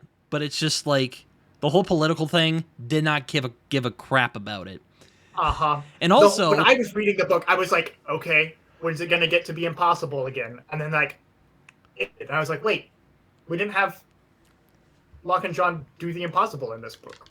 Like, there wasn't. They just kind of did their thing, and then it was over. I was like, book 3, I'm like, are you kidding me? I was a little bit anticlimactic. I'm like, are you flipping serious, bro? Yeah. Like, it's just, oh man. So, I feel that he dropped the ball completely when he's like, oh, you're healed. There you go. Yeah. And I'm like, when you do that, like, here's me, 24-year-old guy from Oklahoma. I was 22 when I read all the Locke Lamora books. 22-year-old guy saying, like, here's what you could have done differently. You could have been like, hey, I'll give you, like, portions of, like, a cure for this. And, you know, in exchange, you can help me. And then we'll see how they get out of that. You could have just done that. But he didn't. He didn't do that. He just, my dad's probably going to ask me later, what were you yelling about in there?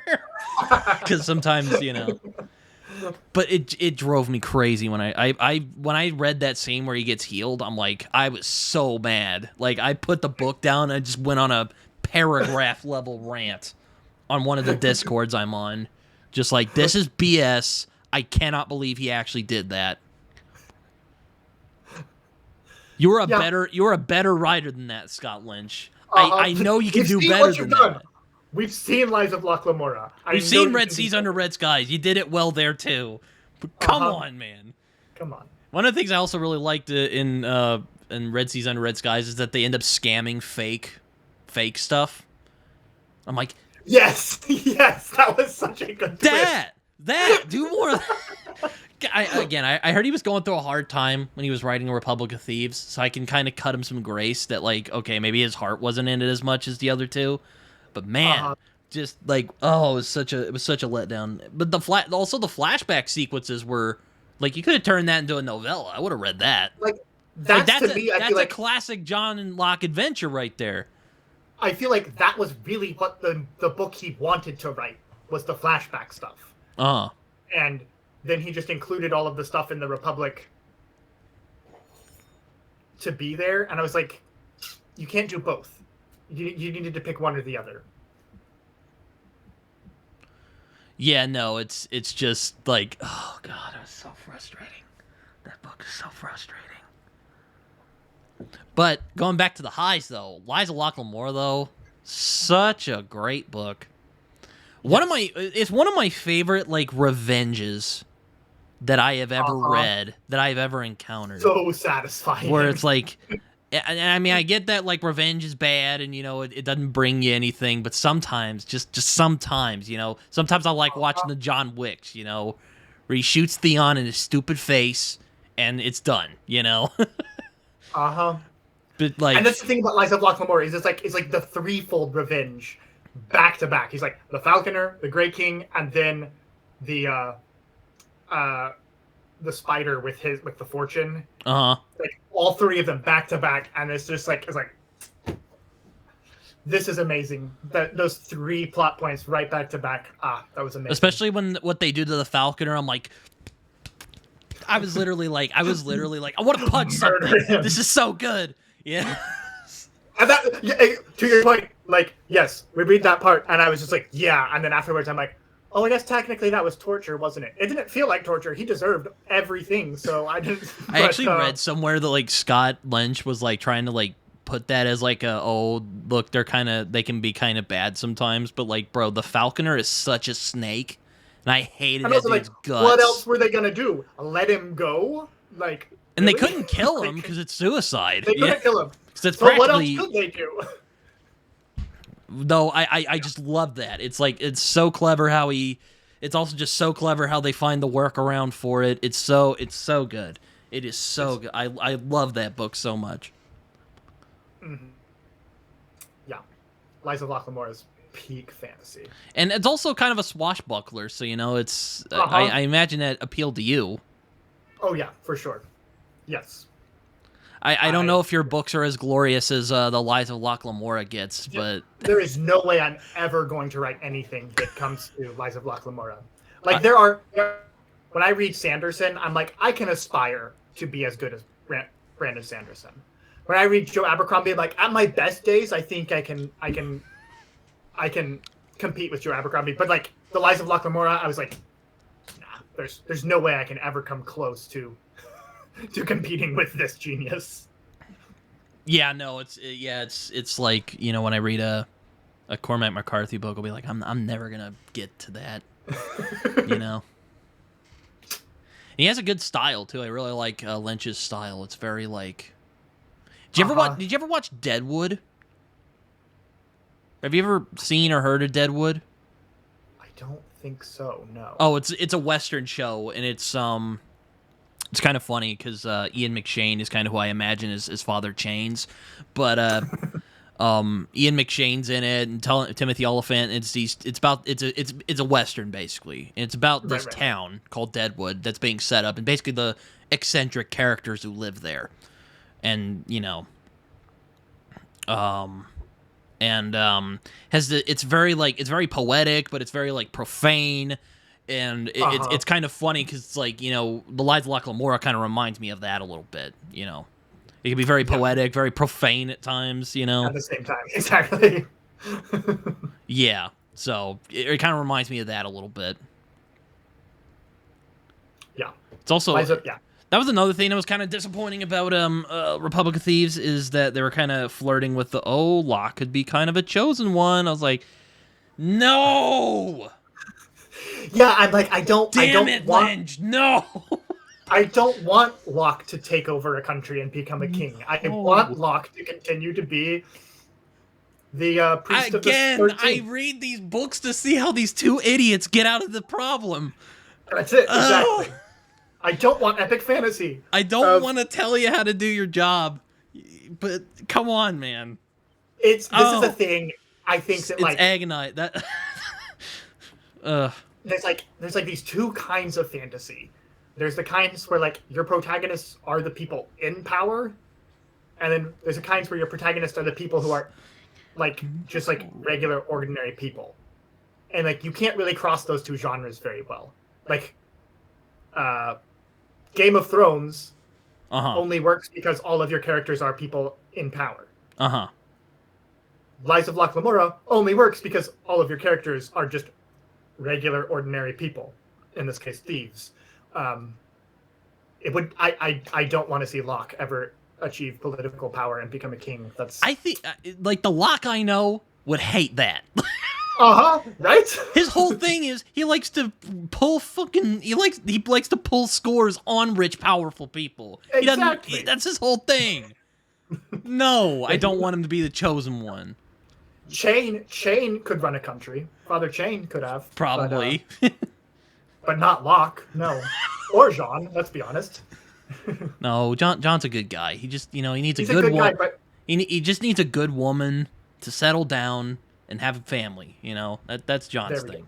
That's John's. That would be my preferred ending for Jean if, we ever get there with Scotland. With Jean Locke and what's her name as pirates together. I was like, that would have been fun.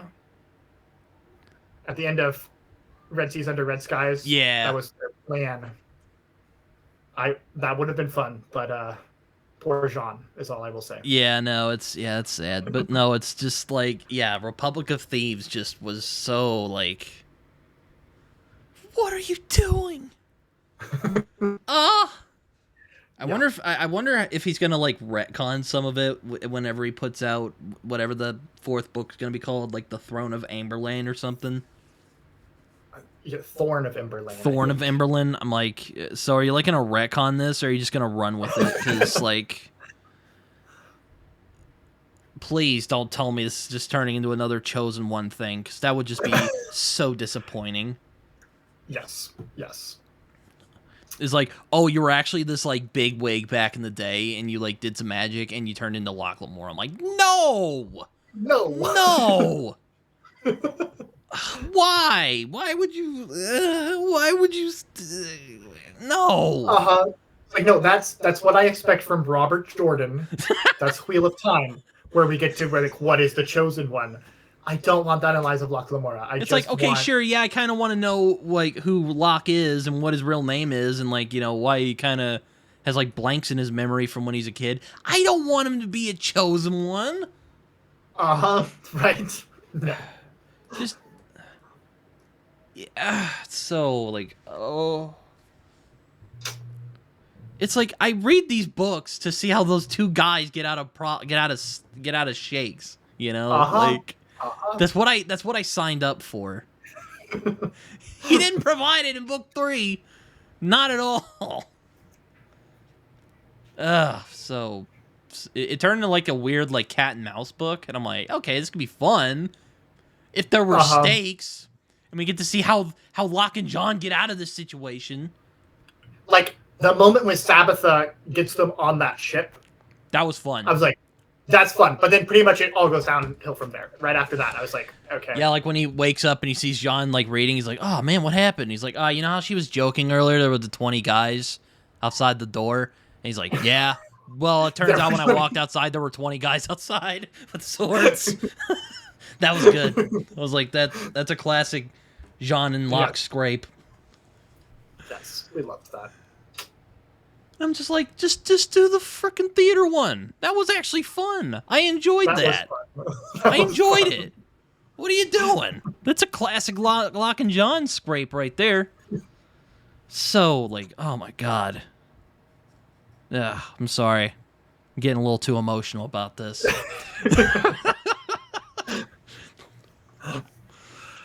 But as far back to your original question, yeah, best authors. I'm trying to. Sanderson. I'm gonna have to add Scott Lynch because yes, like Lies of Locke Lamora is classic. Joe Abercrombie. I'm trying to think of good. Have you read much Naomi Novik?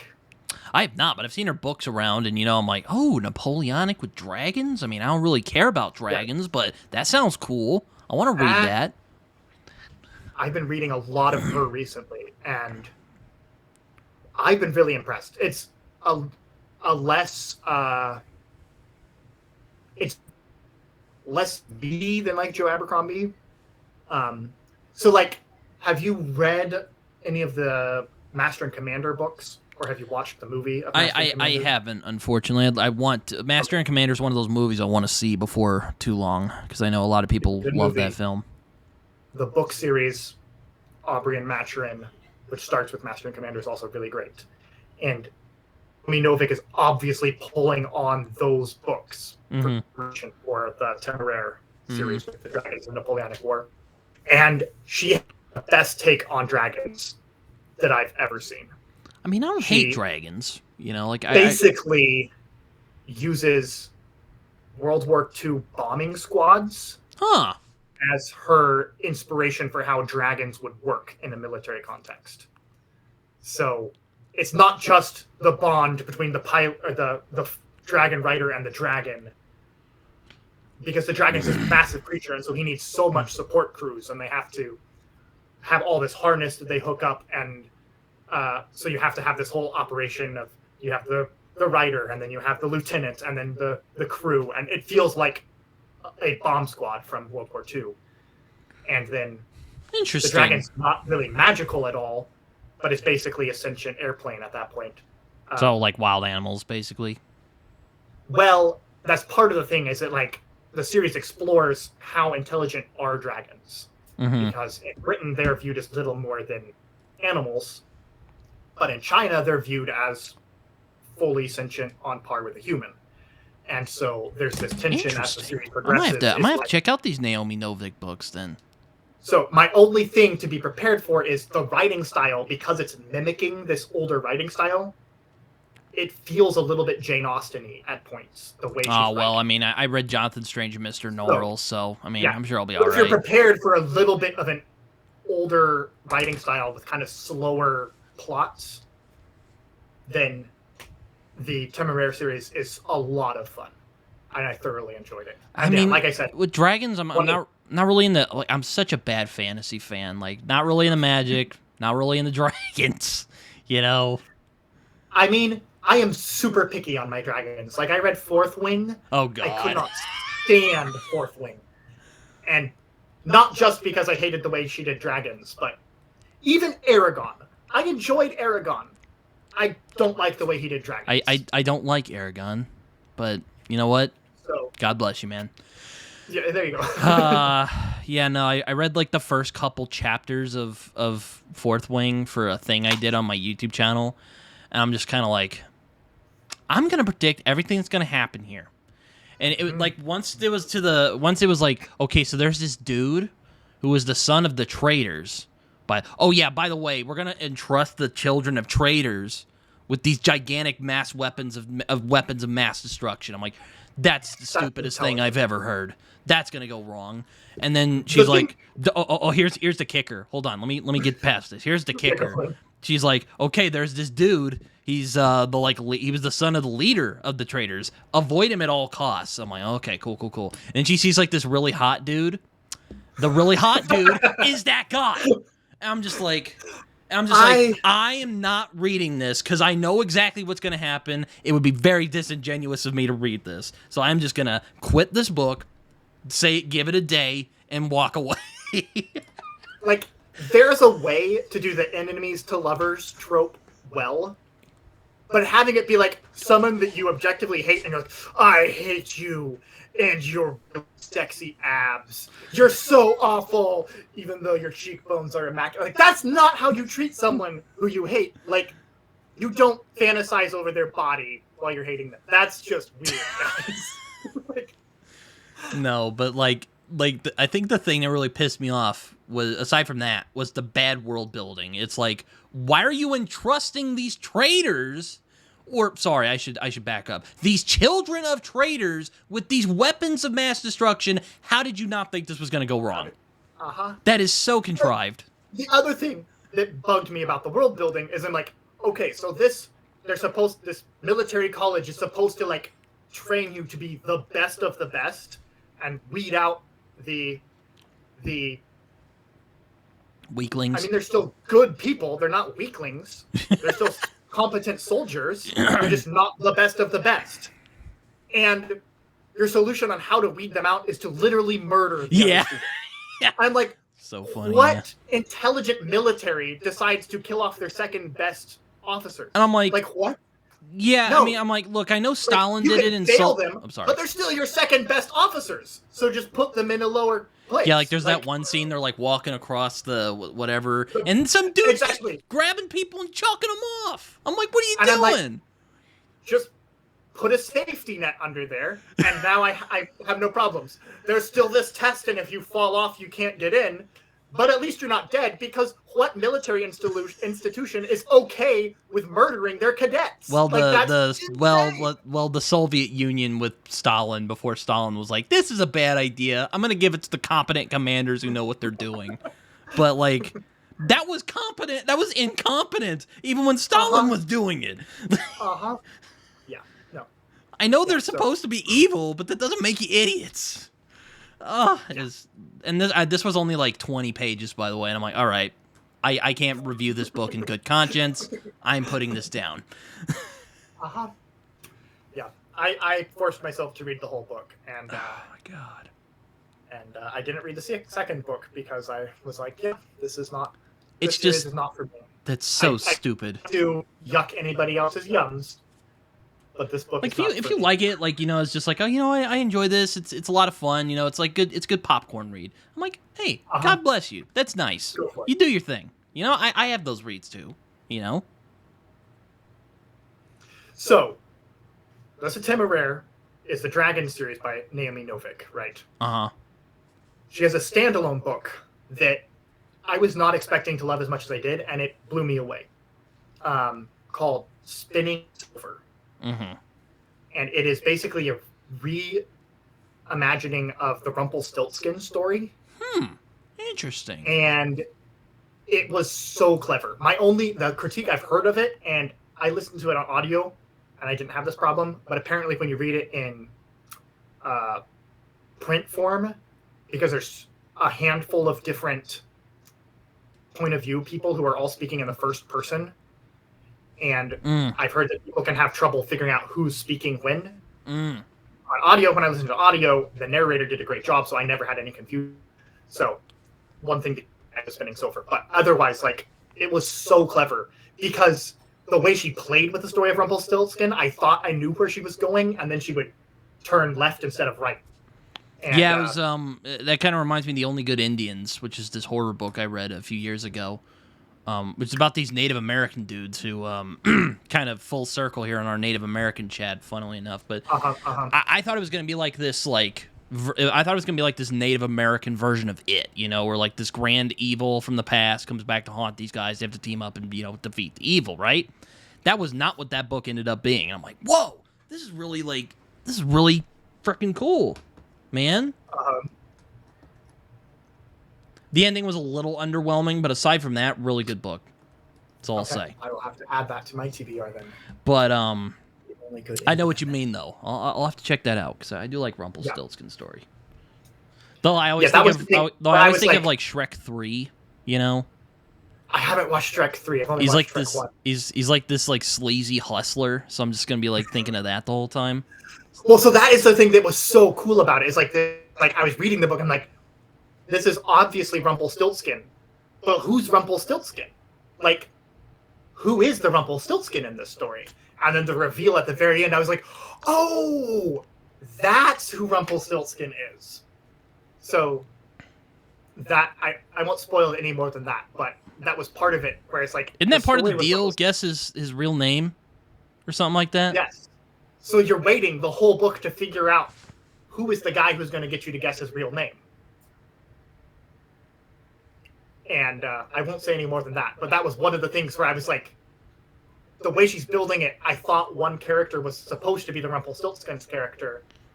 And you get to the end and you're like, oh, wait, that's what's been going on this whole time. Okay.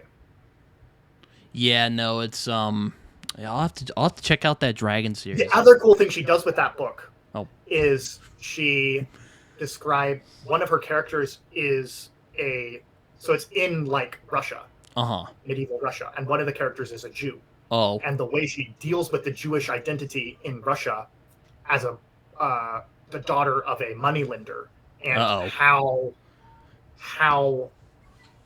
that identity is both gives her comfort and also is weaponized by the other villagers to kind of take advantage of her and her dad was really cool. And specifically the way the other, like, because she's the only literate person in the village because she's trained to be a moneylender. And the way she describes the other villagers seeing literacy as akin to magic. Oh, like, interesting. The Starics are basically like the fairy folk. You're really selling me on this book, by the way. You're really good at selling books. You're good at selling really books. Good. Well. Yeah. That one, like, I had read the Temeraire series. It's like, I like Naomi Novik. I'll pick up this one. And I was like, this is a really good. And it's, like, intellectually pretty dense, too. And I like books that are both compelling stories, compelling characters, and intellectually dense. Those are my favorite stories. So, yeah. Yeah, no, well, unfortunately, Naomi Novik is another one of those authors I haven't read yet. It's like Ursula K. Le Guin. Haven't read her. She's another top author for me. I haven't read. I had a friend of mine who was complaining about Earthsea the other day. And then I had another friend who really liked the first. How can you complain against Earthsea? Come on. Like and then I had another friend who was like, I like the first 3 books a lot, and then like I read the like other 2, and it's kind of like turning into like this weird history of not Discworld. Sorry, that's another thing. That's another thing. Earthsea. Yeah, Earthsea, like. I can see how that's kind of annoying, but I've heard some people say like the latter Earthsea books are actually really good. So I don't know. It's interesting. Earthsea like changed my brain chemistry as like I did not know a book could do this. Yeah, like the first 3 books are fun, and they're kind of like a typical fantasy adventure.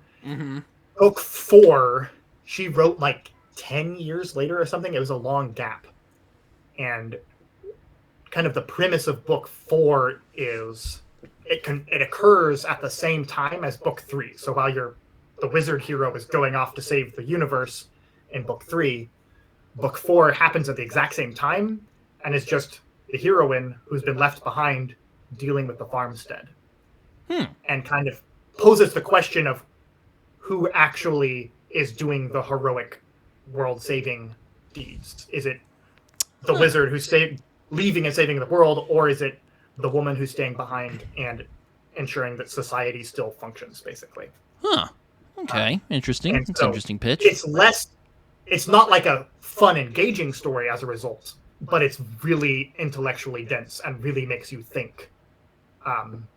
So I can understand why people who liked the first 3 books did not like book 4, because it's a very tonally different book. Then he's like, "Oh, book 5, it just kind of turns into like Lord of the Rings, kind of like Middle Earth history of thing." And I'm like, "Oh, I see how that might be a little annoying." I don't know if that's how it is. I mean, you might. I'm trying to remember. Book 5 is The Other Wind. I wasn't sure what to think of book 5. It felt a little bit like just kind of a long epilogue. I'm thinking about getting that big,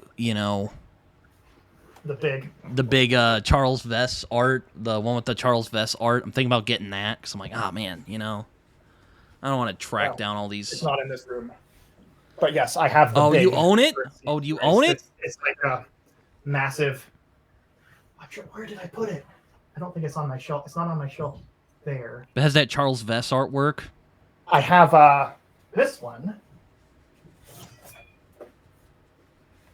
This, I think they came out with this year. Let's see.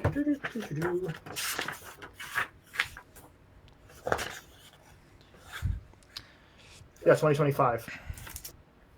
It is The Wizard of Earthsea in graphic novel form. Oh, how about that? It's gorgeous.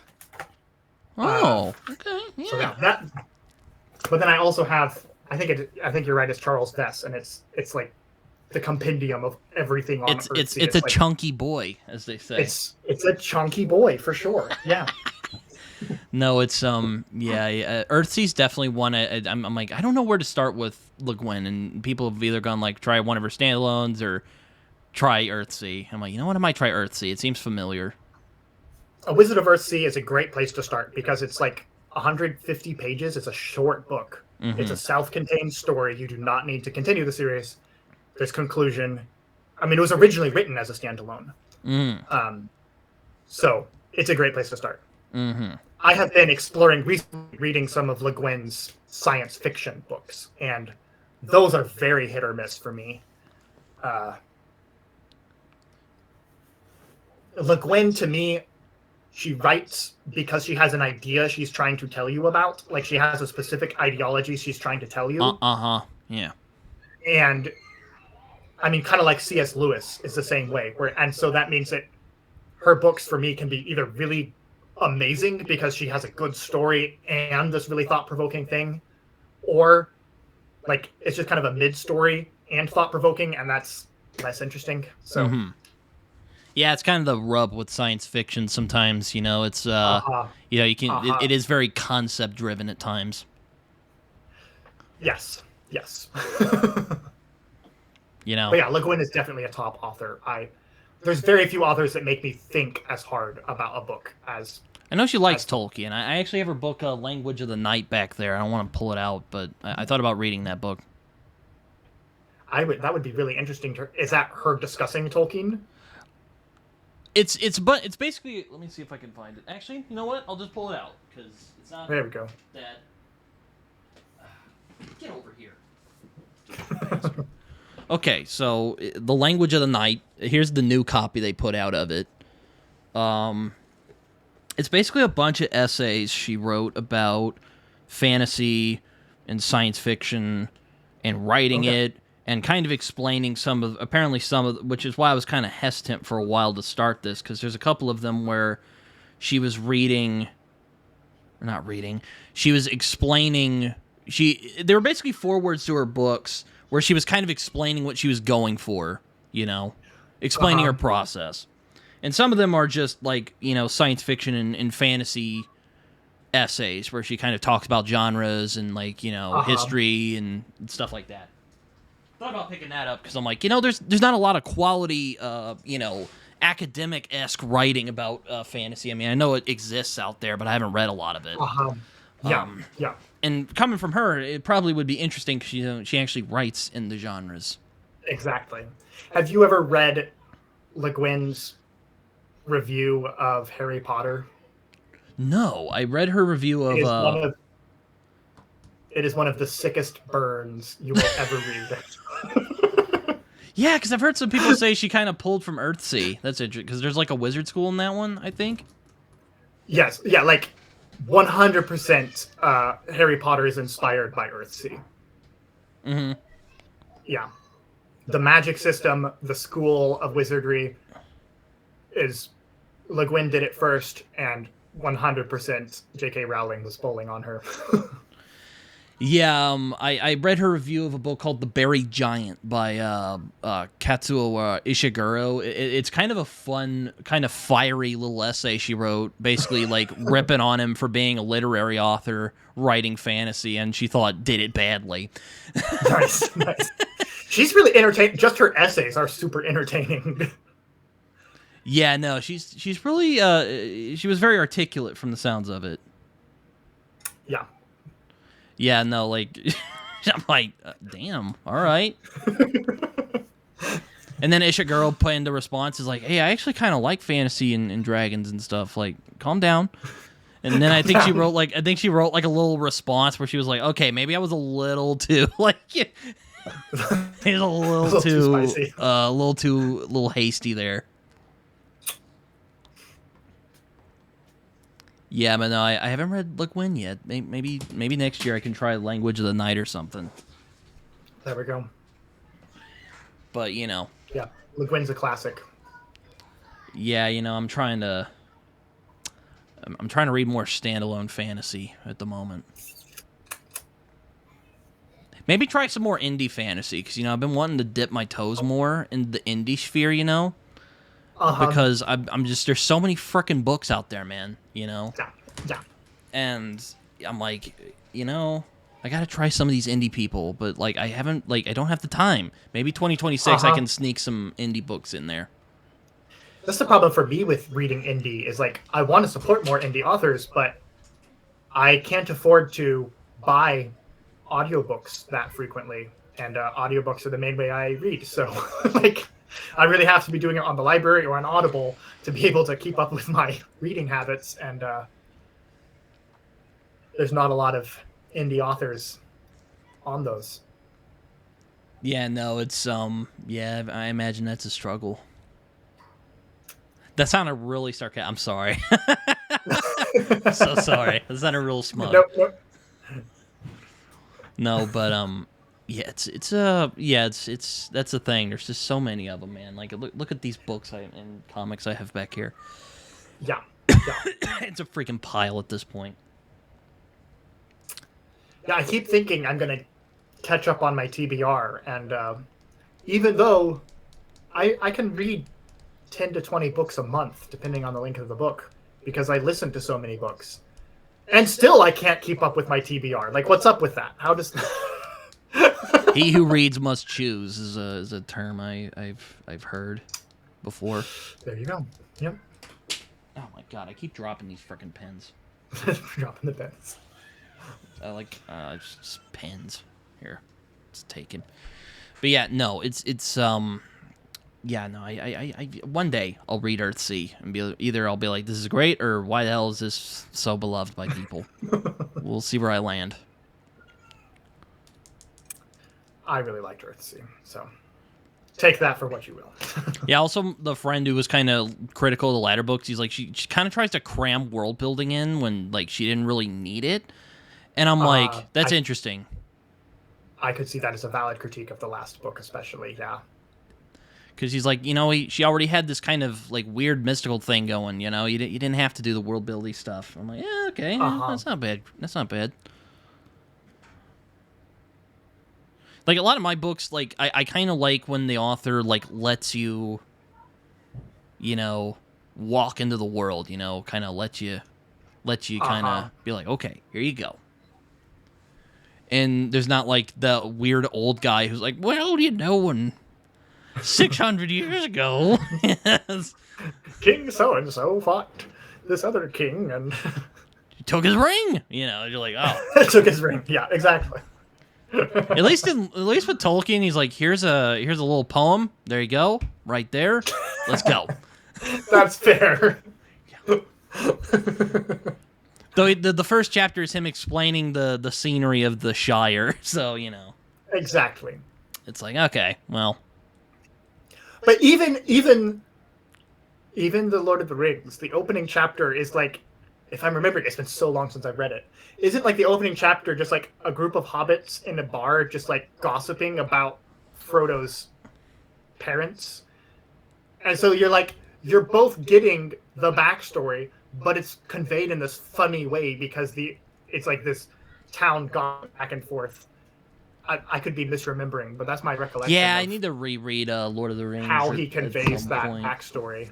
I realized, like, I remembered The Hobbit a little. Well, I still love Lord of the Rings, but I remember finding The Hobbit kind of holds up better as an actual story at times. Also, The Hobbit's way more self-contained. It has probably my favorite Tolkien character in Thorin.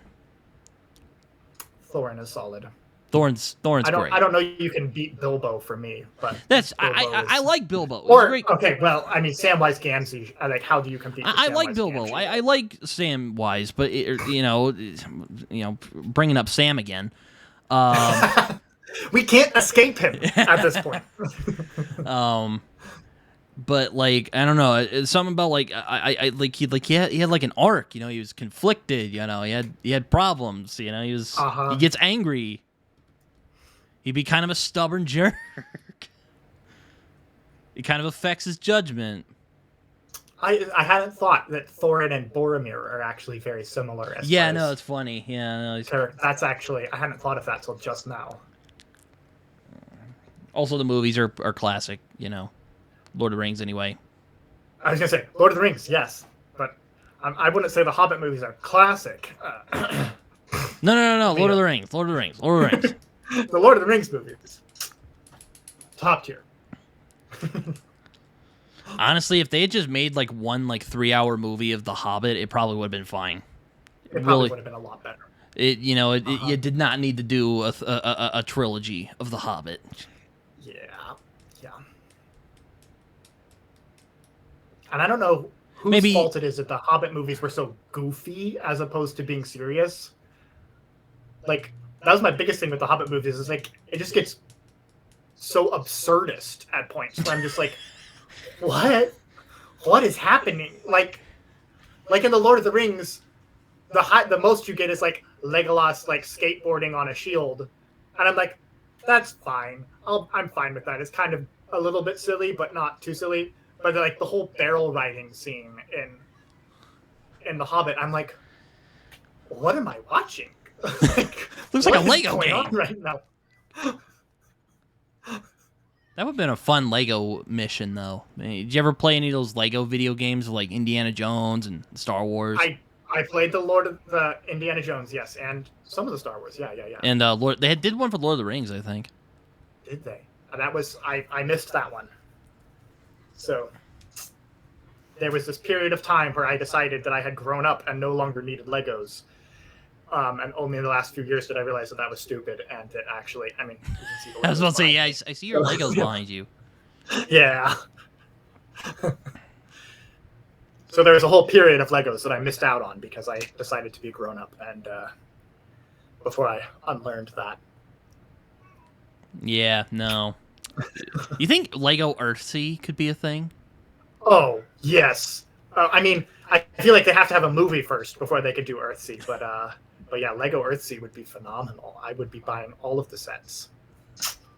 Yeah. Sure. Are there? I thought I saw on the Charles Vess version a dragon. So are there dragons in Earthsea? Yes, they're very different from what you usually expect from a fantasy dragon. That's all I will say. Partly because there's like some spoilers for the later series of dragons. But yes, there are dragons. They're more, because Earthsea draws very heavily on like Asian ideas. Mm-hmm. So the dragons in Earthsea are more like Asian dragons. Mm-hmm. But interesting. So like, did you ever watch Avatar: The Last Airbender? I watched the first season. Damn, such a good show. Are there? I was gonna say there are dragons, but that's later on in the show. So okay. So I missed that. I need to pick it back up and keep It's in the watching final it, season, bro. There's okay, 2 other okay. seasons. Not that long. It isn't that long. No. My kids tend to dominate what they watch on the TV. and Watch I it with tend your to have to- kids. It's a good kid show. well, that's when I watched the first season. I watched it with my kids, and then they lost interest, and so... Uncultured children. Can't believe I that. know, right? Yeah, make them watch Bluey or something. Oh, yeah, we watch Bluey all the time. Yeah, Bluey is amazing. My mom loves Bluey. She's like, oh my god, Bluey's so good. I'm like, yeah, right. Nice. There's not another kids show that makes me like break out bawling like Bluey does, and yeah, it's intense. There's some. They're also episodes really like that- they're like really Australian too. It's like, hey there, Bluey. I'm like, oh man, all right. Not to have anything against Australians. It's just kind of like they're the granddad in the show is basically straight up Crocodile Dundee. He's pretty much straight up Crocodile Dundee, and it is amazing. So yeah, let's go over there. See that? he's like buried his in his property, just like has buried hordes of food. He's like, all right, gals, I'll show you where you need a snack. Yeah, we'll just take this up right here. Grandpa, why snack? Oh, I don't know, just for the fun of it, I guess. Like, what's going on? It's like this Vietnam vet, basically. It's hysterical. Like, this character's in a kids show? Really? Like, what is going on? Maybe I'll need to watch more Bluey. That sounds kind of interesting. Because I actually like animation. Some of my friends make fun of me for watching animated shows. I'm like, well, you know, animation is a great place for entertainment. Like, you could do a lot with animation. Like, you could do some fantasy adaptations on animation. Probably a lot better than you could do it in in live action. Have you seen Arcane? Saw the first season, loved it. Yeah, like you couldn't do that in live action, and yeah, that's some seriously amazing storytelling. Like, yeah, I heard people had some problems with season 2, but I heard it's still pretty good. So yeah, season 1 is better, but season 2 is still good. Yeah, no, it's especially if you like season 1, then you need to finish the seasons. I thought season 1 was brilliant. I'm like, this is so good. It was amazing. Honestly, if those guys could do a Bez Lag adaptation, like I would be, you know, do it. Better do it. You basically did it with Arcane. Just give old Perdido Street Station crack. You'll be fine. There we go. Well, I know since you like swashbuckling, you might like The Scar because it takes place on it's basically like a pirate utopia book. Okay. And it's awesome. The Scar. I'm gonna add this to my. Now you might think this says book 2 of this thing. Technically it is, but you can read it on its own. It just takes place in the same world.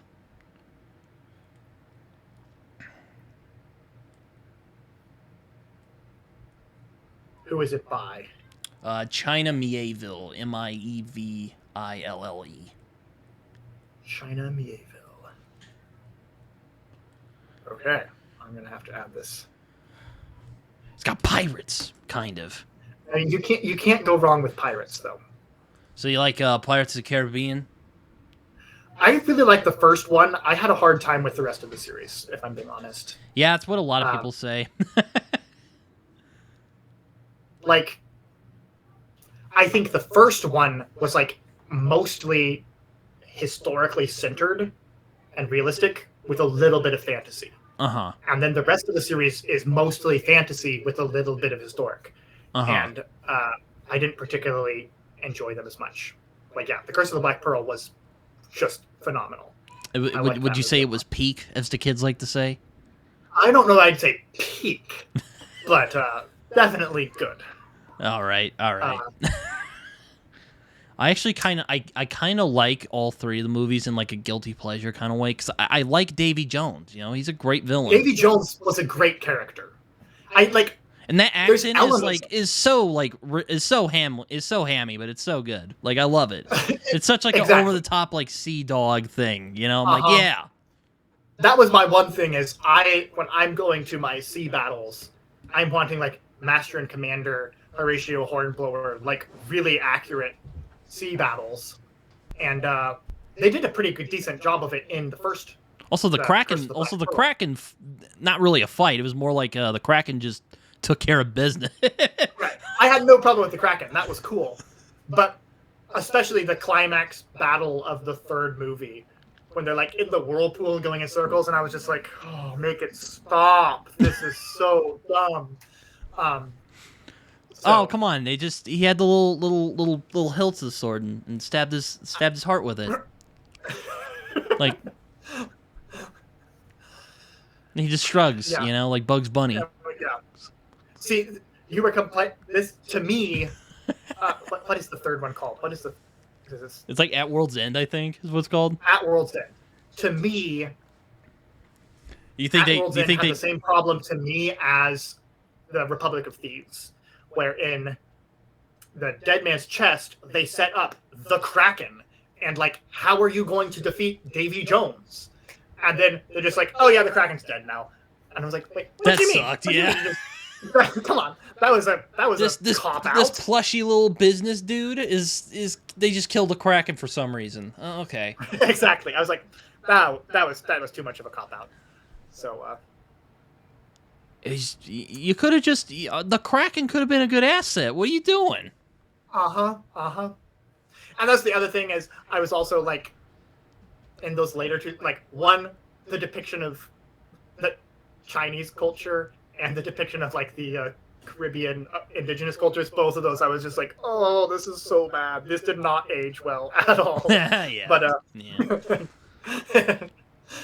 I think what annoyed me so much about World's End is like, why is the weird witch lady Calypso? That makes no sense. That was so weird. That was so out of nowhere. She just like turns into a giant and they fight her and it's over. And you're just like, what? Exactly. Who was that? Yeah, that was so weird. What the hell was that? Yeah, like they had a lot of good building blocks in place, but I just thought it was really weird, a lot of their choices. So. Yeah, I remember seeing it in theaters and just being... Cool. I remember watching it in theaters when I was like maybe 6 or 7 and being just utterly confused. Like, what happened? At least with like Madagascar, I could watch that film and know what's going on, Come on, it's not that hard. They're not good movies, but I can understand them. Right. Man. We've been going a while.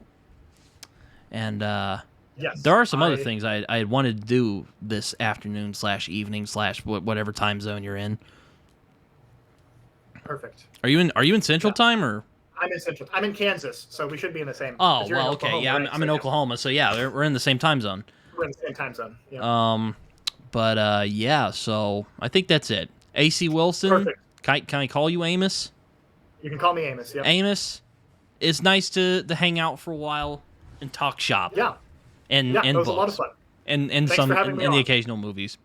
But yeah, as I like to do before the end of these things, if you have any social media, feel free to share them. I'm gonna go let my cat in. Yeah. So you can find everything about me at acwilson.net. That has links to all of my books, all of my social media, which pretty much is just Instagram at this point.